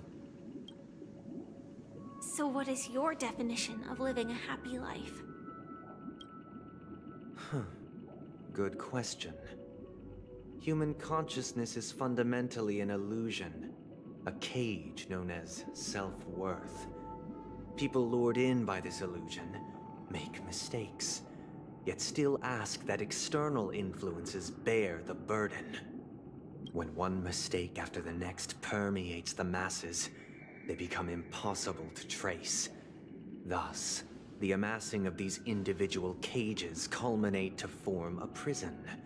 A place dictated only by the rule of survival of the fittest. Nature is always accompanied by predation and sacrifice. Its antithesis is known as order. That is what I want to do. Unite people's happiness under the banner of order. They won't need to make bitter choices any longer. nor face the weaknesses of humanity. They can cast aside their primal instincts to build a haven for mankind. Bro, can I be real with you right now? You sound like a Fate villain. Simply describing thoughts is far too abstract. So allow me to provide a simple example. As you all may know, there are societal norms like weekends and long weekends that exist on some worlds. During these hard-earned rest days, people are given the chance to extricate themselves from the stresses of everyday life, allowing a certain tranquility to return to their souls. And it is only on these days that people do not have to adhere to the law where the strong prey on the weak. They can live out their lives happily during these brief intermissions. It's just a pity that 2 or 3 days are still too fleeting compared to the span of a lifetime. I don't think you understand what a weekend is. Very ironic considering your name. From where I stand, society's ideal system should be 7 rest days. Following Sunday, there should ensue a second, a third, and indeed an infinite procession of Sundays. This should be the face of the new world. Idyllic, eternal, peaceful days. And thus, So did you name every yourself person can return Sunday? to their base selves in this utopia. Some gaze in reverence at the stars, pouring their whole beings into calculating the distance between us and the isolated world of Pagana. Meanwhile, some seek refuge in quiet corners, holding one another, unencumbered by the chains of unwelcome obligations. I'm firing a transgenderification beam at him because he really gives me the vibe that he picked his name. There would be no need to bear the hardships of reality. Only in this way can humanity face the inevitable end with the purest of spirit. Living a life of dignity. This is what it is to live in bliss. Miss Firefly, you who are stricken with entropy loss syndrome, you of all would surely understand this.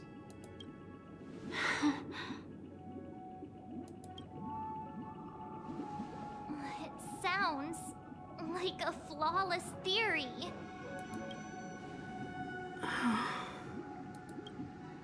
But what is the price to attain all this? And that's the cost problem. is minute, merely a personal and eternal sacrifice.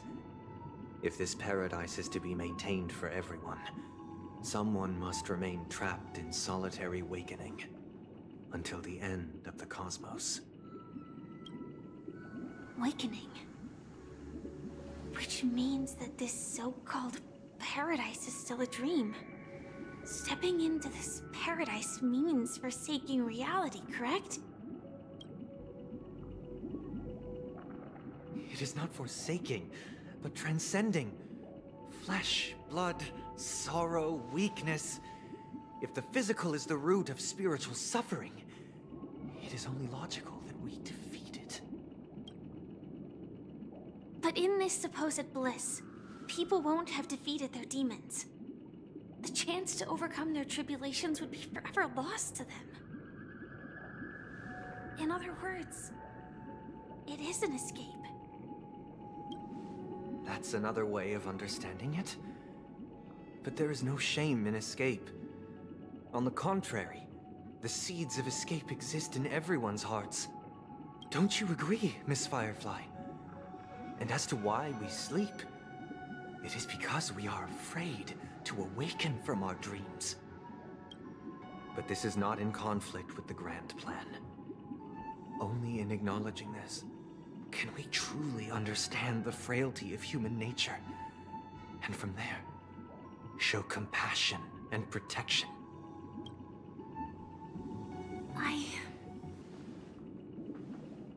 I admit that you are a born leader.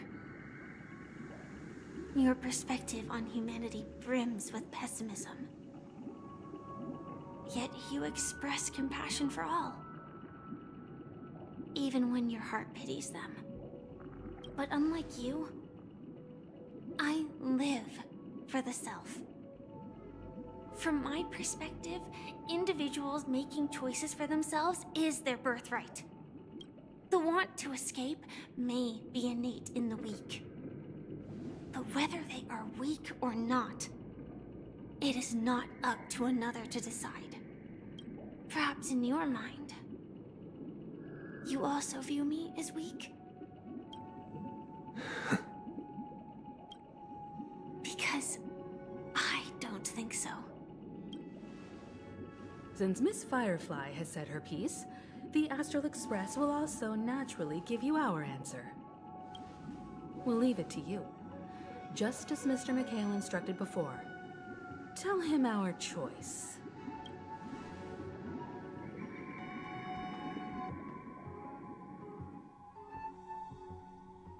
Not long ago. What is this place? Does this place ring any bells, Misha? I don't know, but I feel a sense of déjà vu. What is this place? It's the realm within a dream bubble.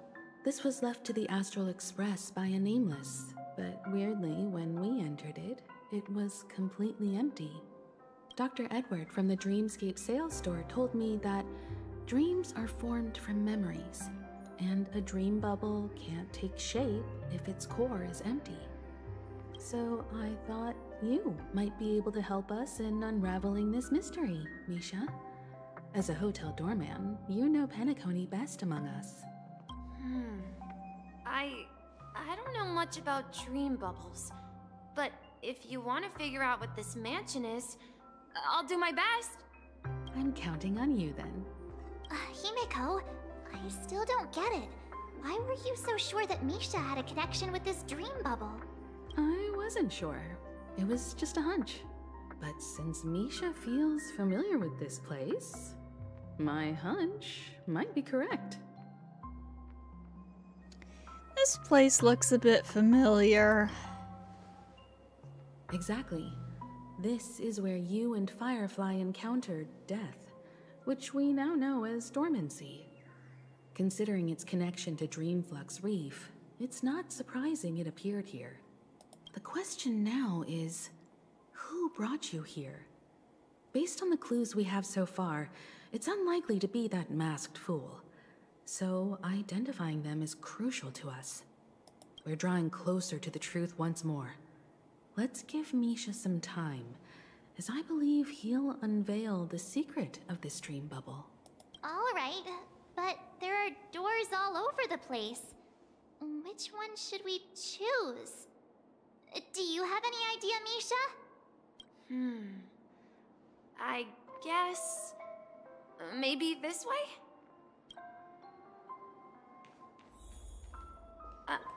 I'm not entirely sure, but...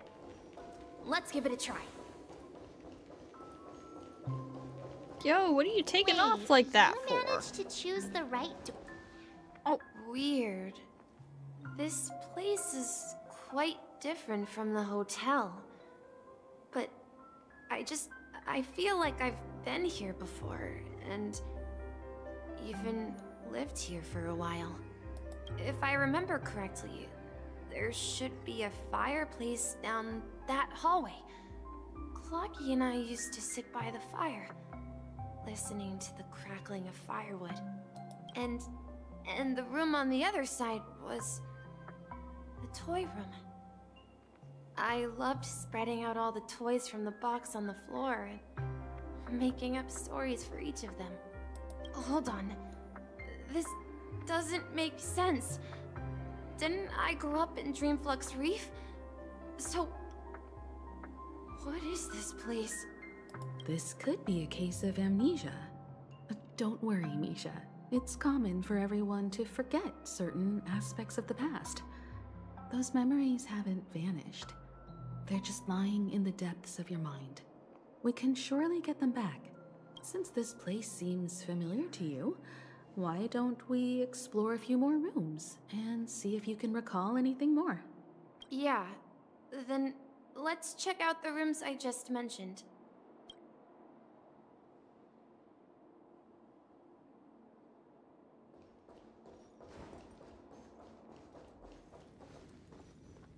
Mikhail, that's the name. Now we all know him as the Watchmaker. So, who is he talking to? Do you know anything about it, Misha? I'm sorry, I don't know much about the Watchmaker. But, Mikhail... Anything special about that name? Mikhail is Grandpa's name.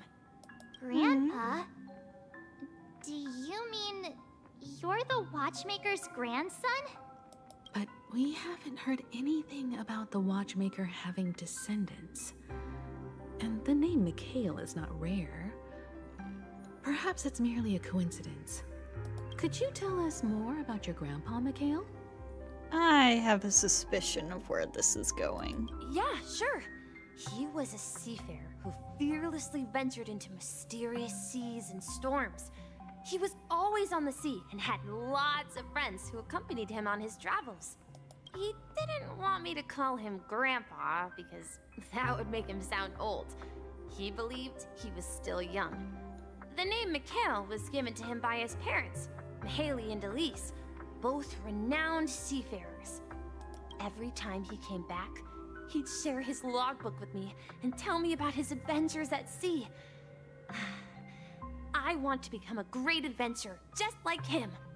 It appears that the seafarer has nothing to do with the Watchmaker. So, perhaps it's just a coincidence? I don't think so, March. So, where is your grandpa now? He went off on a new journey. And it's been quite a while since I last saw him. So, where has Clocky gone? Did he leave to protect Dreamville?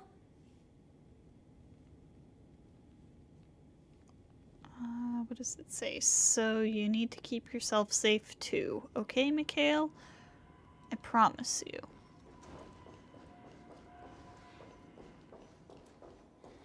Tick-tock.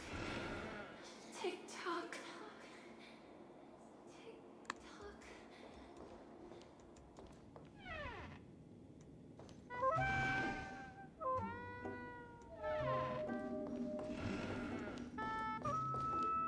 I heard some noises from the room. Origami Bird? That's a friend of mine. You and Origami Bird are friends? Yeah. It's a member of the Compass crew, just like Clocky and Miss Mirror. And there's more than just one Origami Bird. They are a big family with lots of brothers and sisters who look the same. They follow Miss Mirror's orders and handle all sorts of jobs on the ship. They're the best sailors. Sailors? Can Origami Birds be sailors? Could you tell us more about the Compass, Misha? The Compass is a ship bound for the New World. Clocky and his partners travel through layers of fog to the depths of the sea. Whenever there is danger, Clocky will use a compass and guide the ship in the right direction. That's a great story.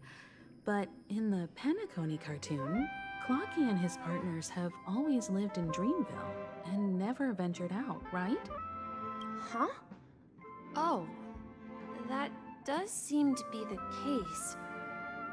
Weird. I clearly remember Clocky arrived in the New World in the end. Perhaps Clocky has a hidden past. I think I hear the sound of water. You once mentioned there's a magnificent fountain up ahead.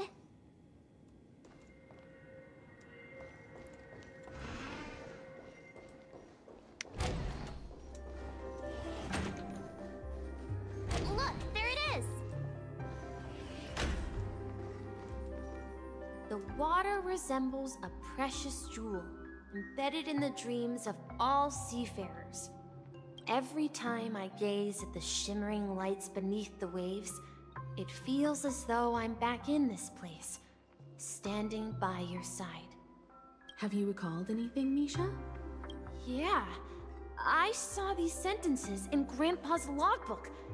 He used to say that despite the perils of the sea, whenever he stood on the deck in the afternoon, overlooking the sparkling waves, he would think of this fountain in front of his house. He often said that those moments felt like returning to his family's side, and the difficulties at sea didn't seem quite as challenging. You know, I quite understand such sentiments. Don't sigh or you'll start getting gray hair. Hey, don't tease! I was just being a bit sentimental. Perhaps every adventurer far from home carries a fountain within their soul. Even though the other side of the sea remains shrouded in the unknown, the fountain in front of his house serves as a compass, leading him back to his cherished ones.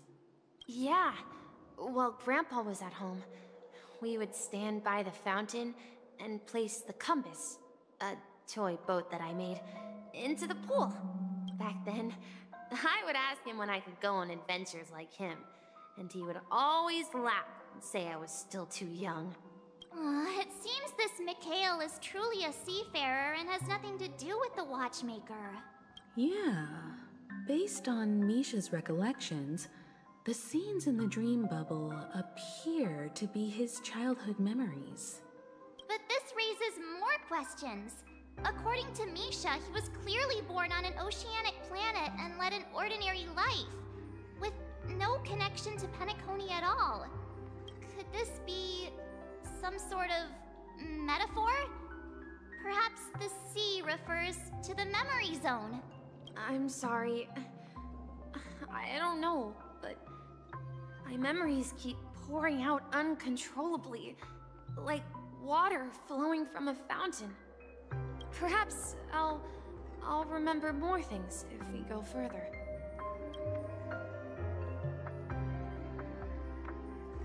I wish to share your burden.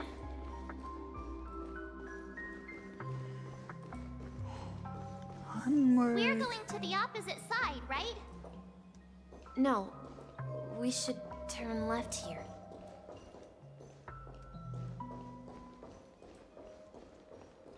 Huh? Something feels different about this place. This is it. I remember this corridor. Up ahead is Grandpa's study.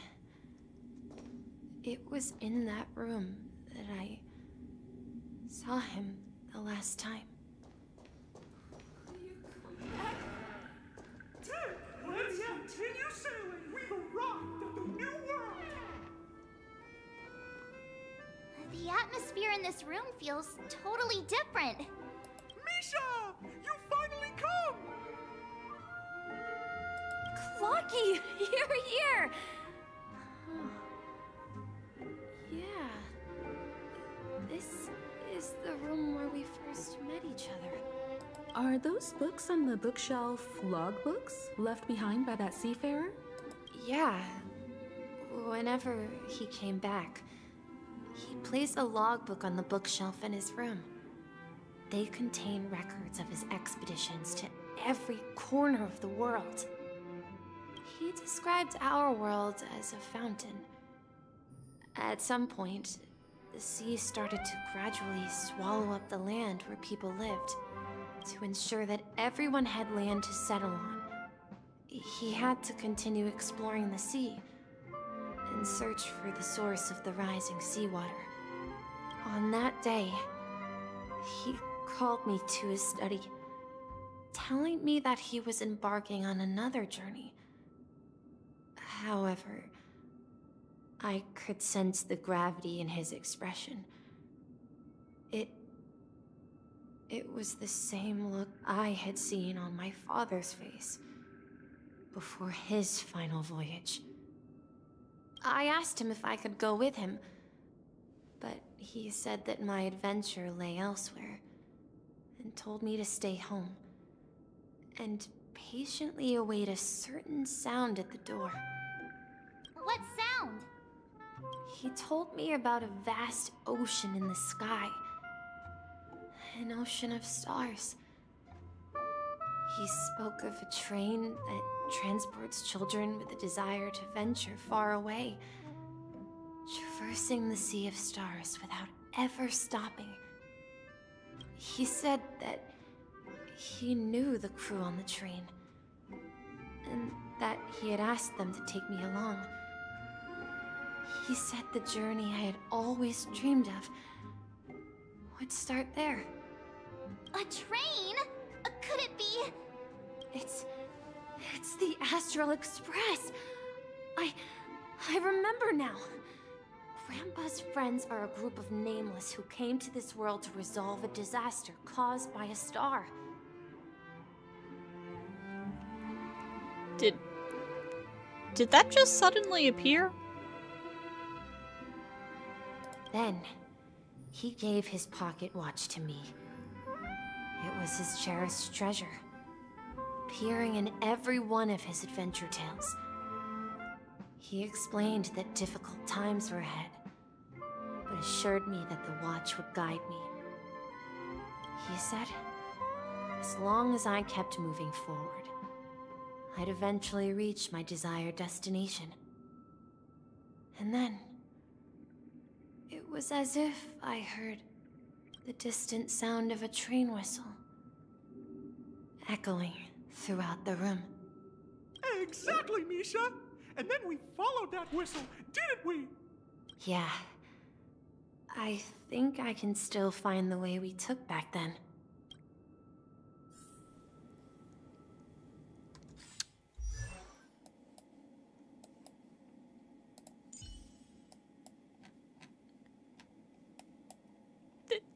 There's no way this was here the whole time, right? 'Cause...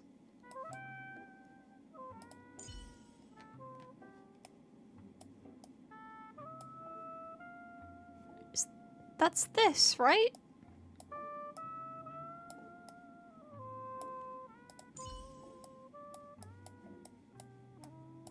Well, where is it on you? There it is.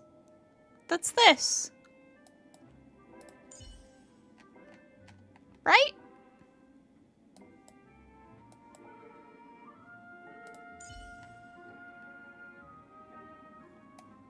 Okay, it's not exactly the same. But, like...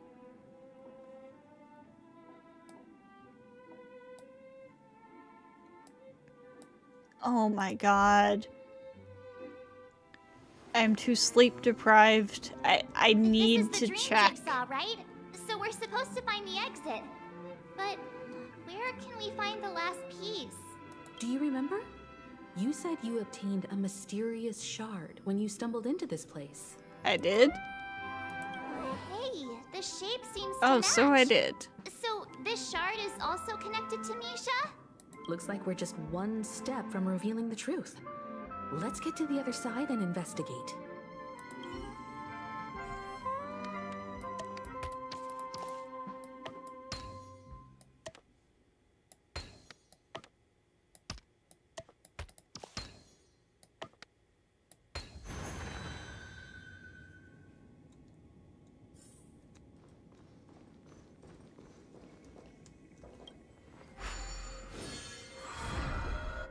This is it. This is my room of clocks. While I spent my time waiting for Grandpa to return from his voyage, Walter gave me this workshop, and it became my secret base. Here, I learned how to repair clockwork and gears, out of my fondness of precision mechanics.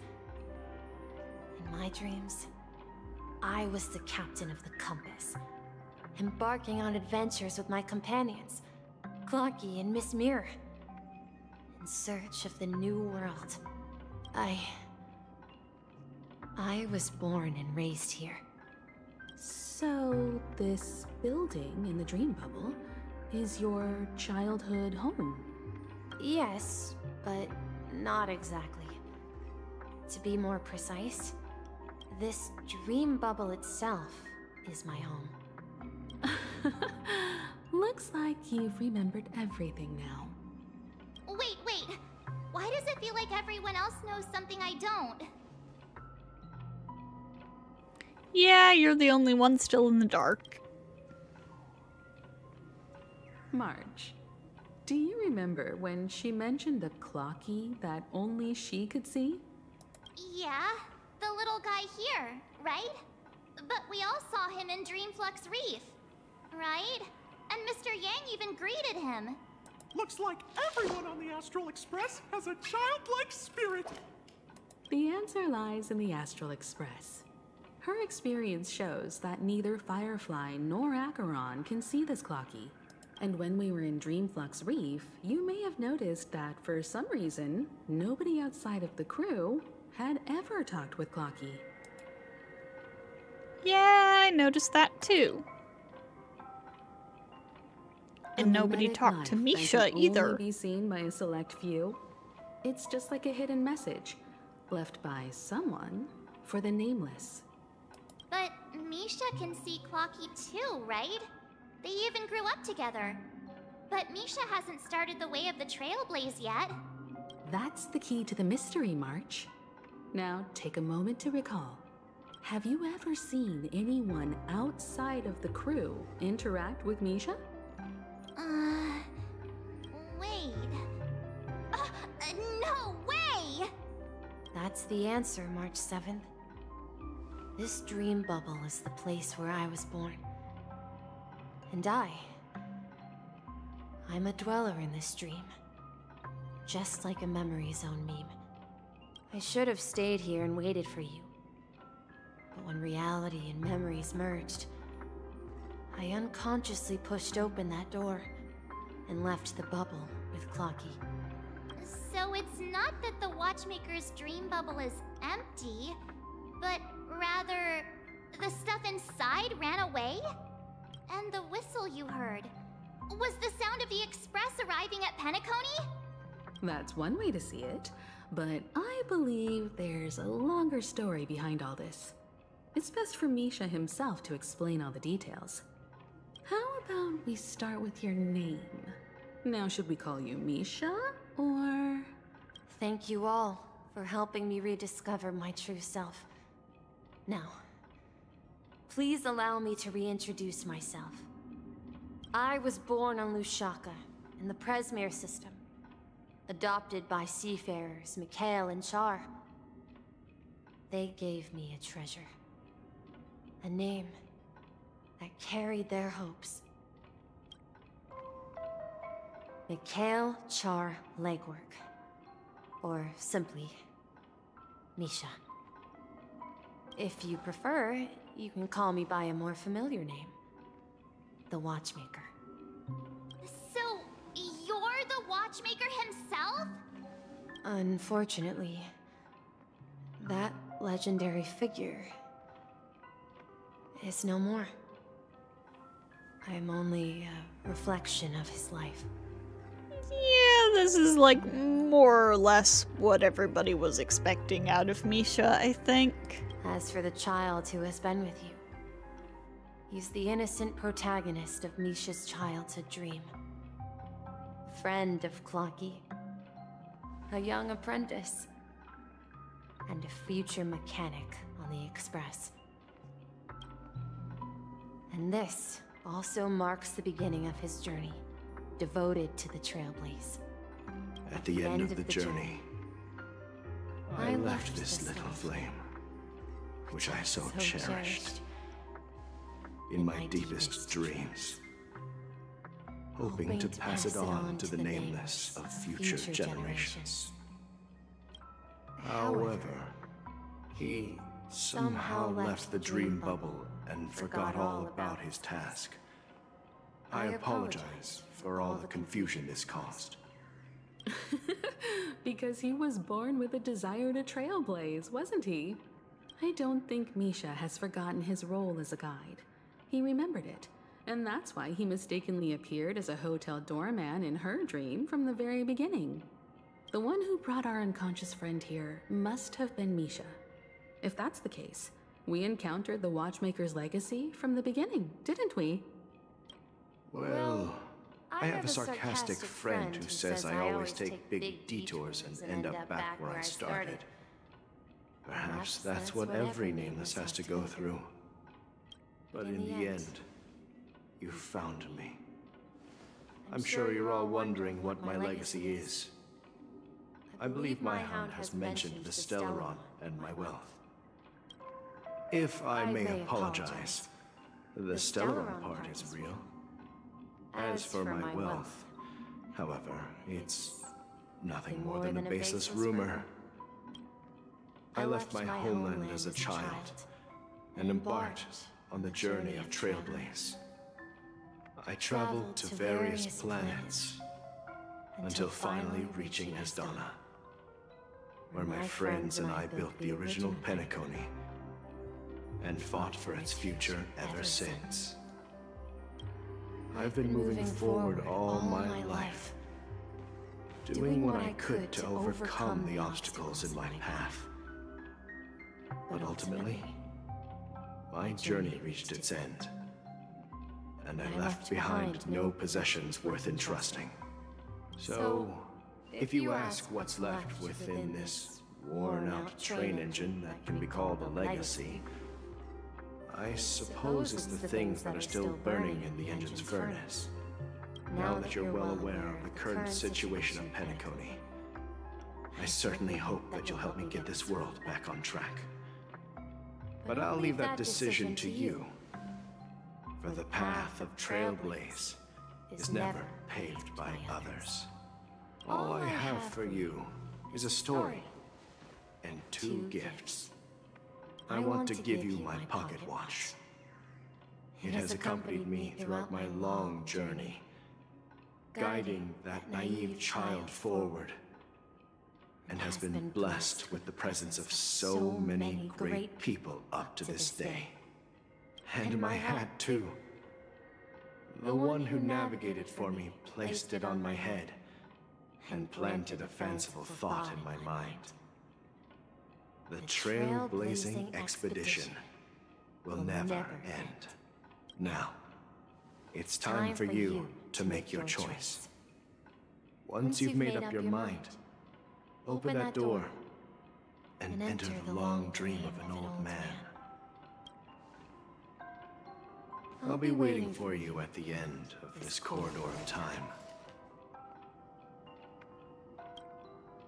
All right, everyone. Let's make a decision. Although I don't think anyone will have any objections. I'll choose the Trailblaze. Now, I want to witness the legacy. Of course. We've come this far. Surely there's no other option than moving forward. In that case, it's unanimous. Then let's proceed together to the end of this dream and tell Mikhail our decision.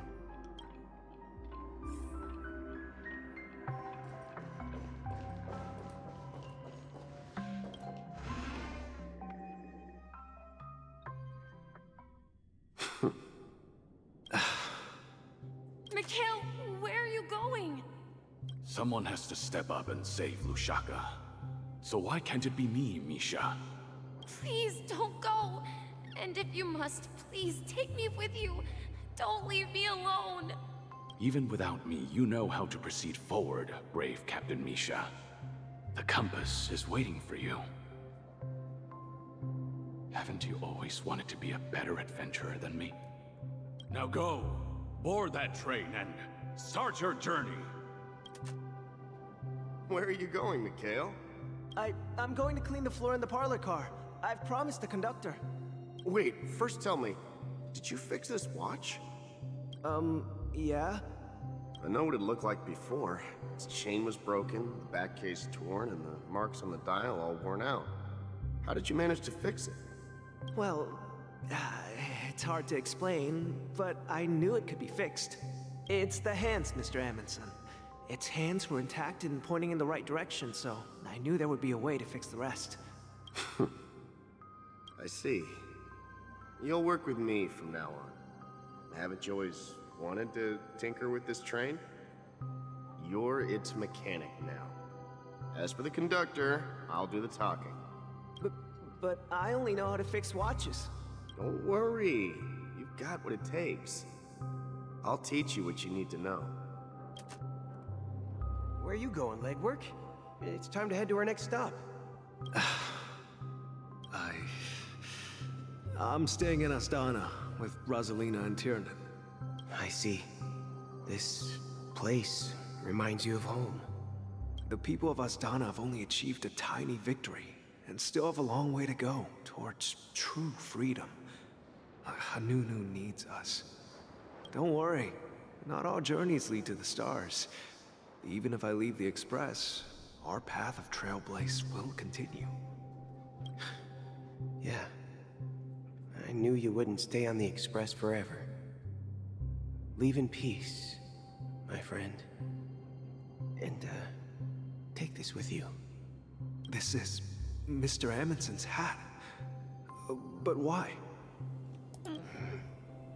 When he departed, he said he would leave it to his best student. Oh. I suppose the time has come. Farewell, legwork. Take care of Tiernan and Rosalina. And don't forget to write to us.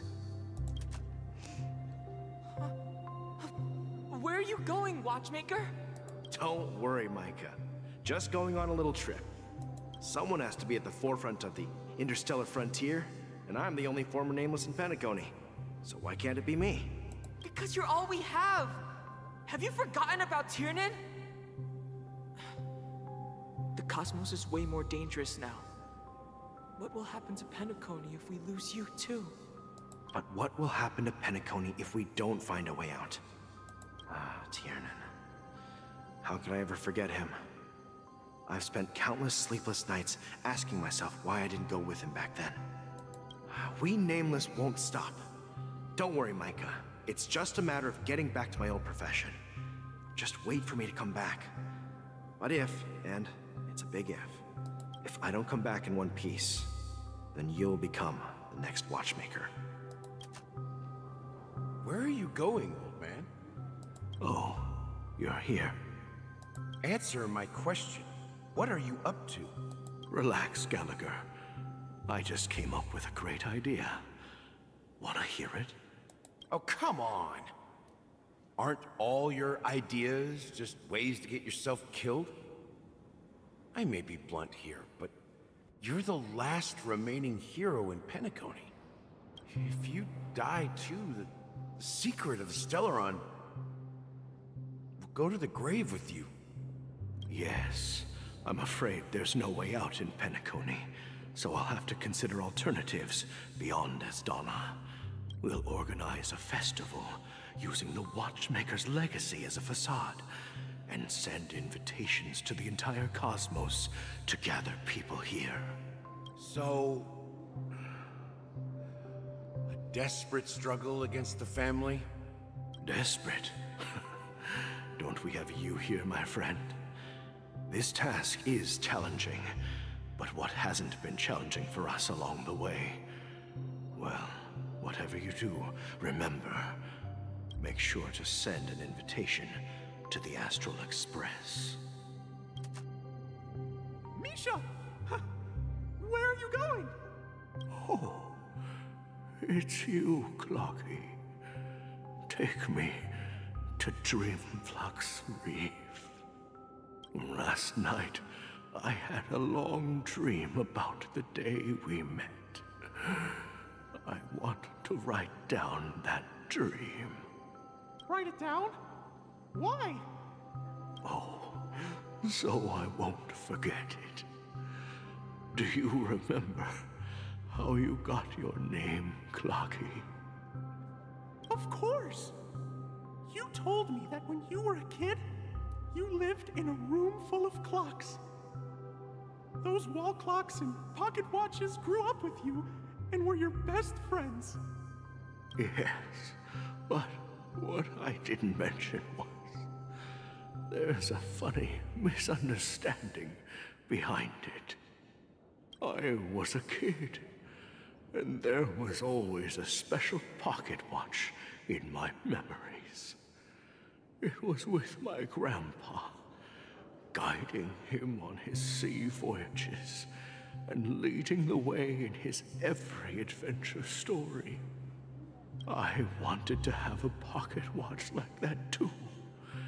And that's when you appeared in my dreams. Yeah. Every night, we boarded the compass and set sail together. But you know what? It wasn't until the day my grandpa gave it to me that I realized it wasn't a pocket watch at all. It was a compass. So, your name should have been Compassy, and the watchmaker is just a nameless.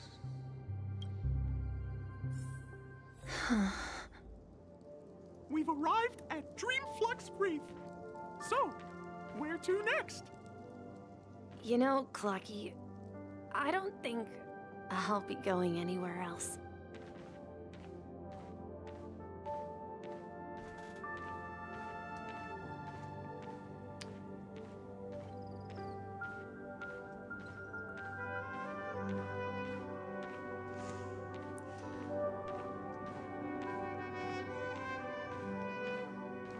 Bro's moving at a snail's pace. I've traveled far enough, and it's time for a little break. Oh. So, we'll set out again. When you're rested? No, I'll stay here. And then, this is where it ends. This is... where it ends? What do you mean, Misha? You told me that the Trailblazing expedition would never end. Yeah, that's what I said. So now, it's up to you to decide your next destination. My next destination? What's that supposed to be? I've been following you. Misha? You're acting weird today. If you're feeling down, we can just do what we usually do. With the clockwork. No, I'm not feeling down. As for clockwork, yeah, it resolves all problems in this dream. So, do you know what clockwork actually is? I'm not quite sure. Well, everyone gets lost at times. They may hesitate and doubt which way to go. That happens in this dreamscape and beyond. But don't worry. Everyone goes through moments of uncertainty and hesitation. Eventually, they gather the courage to make bold decisions. Whether it's calming, joyful, angry, or sad. All they need is a little nudge to take that step toward where they truly belong. I'm leaving that little nudge with you, and I hope you'll share it with others. Such is the essence of clockwork, the will of the Trailblaze. Clocky's hands spin around non-stop, indicating confusion, frustration, and weakness. But ultimately, people still need to move forward. Just like your hands, always pointing ahead. This is where my journey ends. From now on, it is your path to walk. Trailblazing. Let's go. Means taking paths your predecessors forswore and venturing even further. The Penacony and Mikhail's dreams. does not belong to order. Let's fucking go!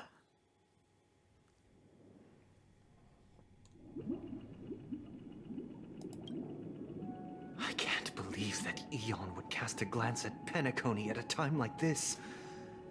Is it because of the resonance from the legacy of the Trailblaze?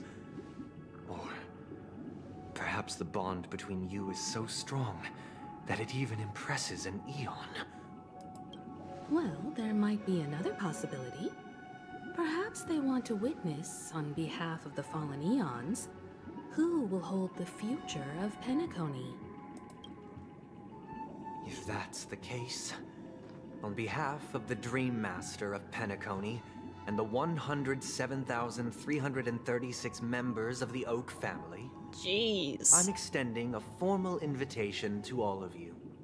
I'm cordially inviting you all to the Penacony Grand Theater to participate in the upcoming Charmony Festival. And, of course, you won't be in the audience, but on center stage. Since the future of the Stellaron, Penacony, and even the entire cosmos is at stake, let's draw a conclusion there, in all fairness. If you truly believe in Akavili's path, then show me their courage and determination.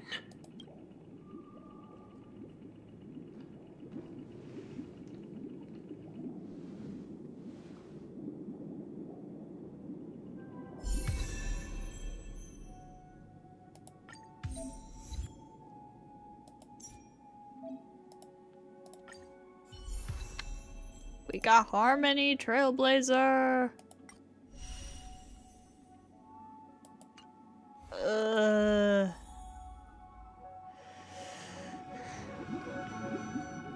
I have been recording for like almost 3 hours. Well, more like 2 hours, I think. Maybe 2.5? I've been recording for a while. And I really need to stop recording. Whether or not this is the end of the final video will be based on how long the next section is, I think. So this might be the end of the video, in which case, see you all next time. It might not be. You guys will know. I don't know yet.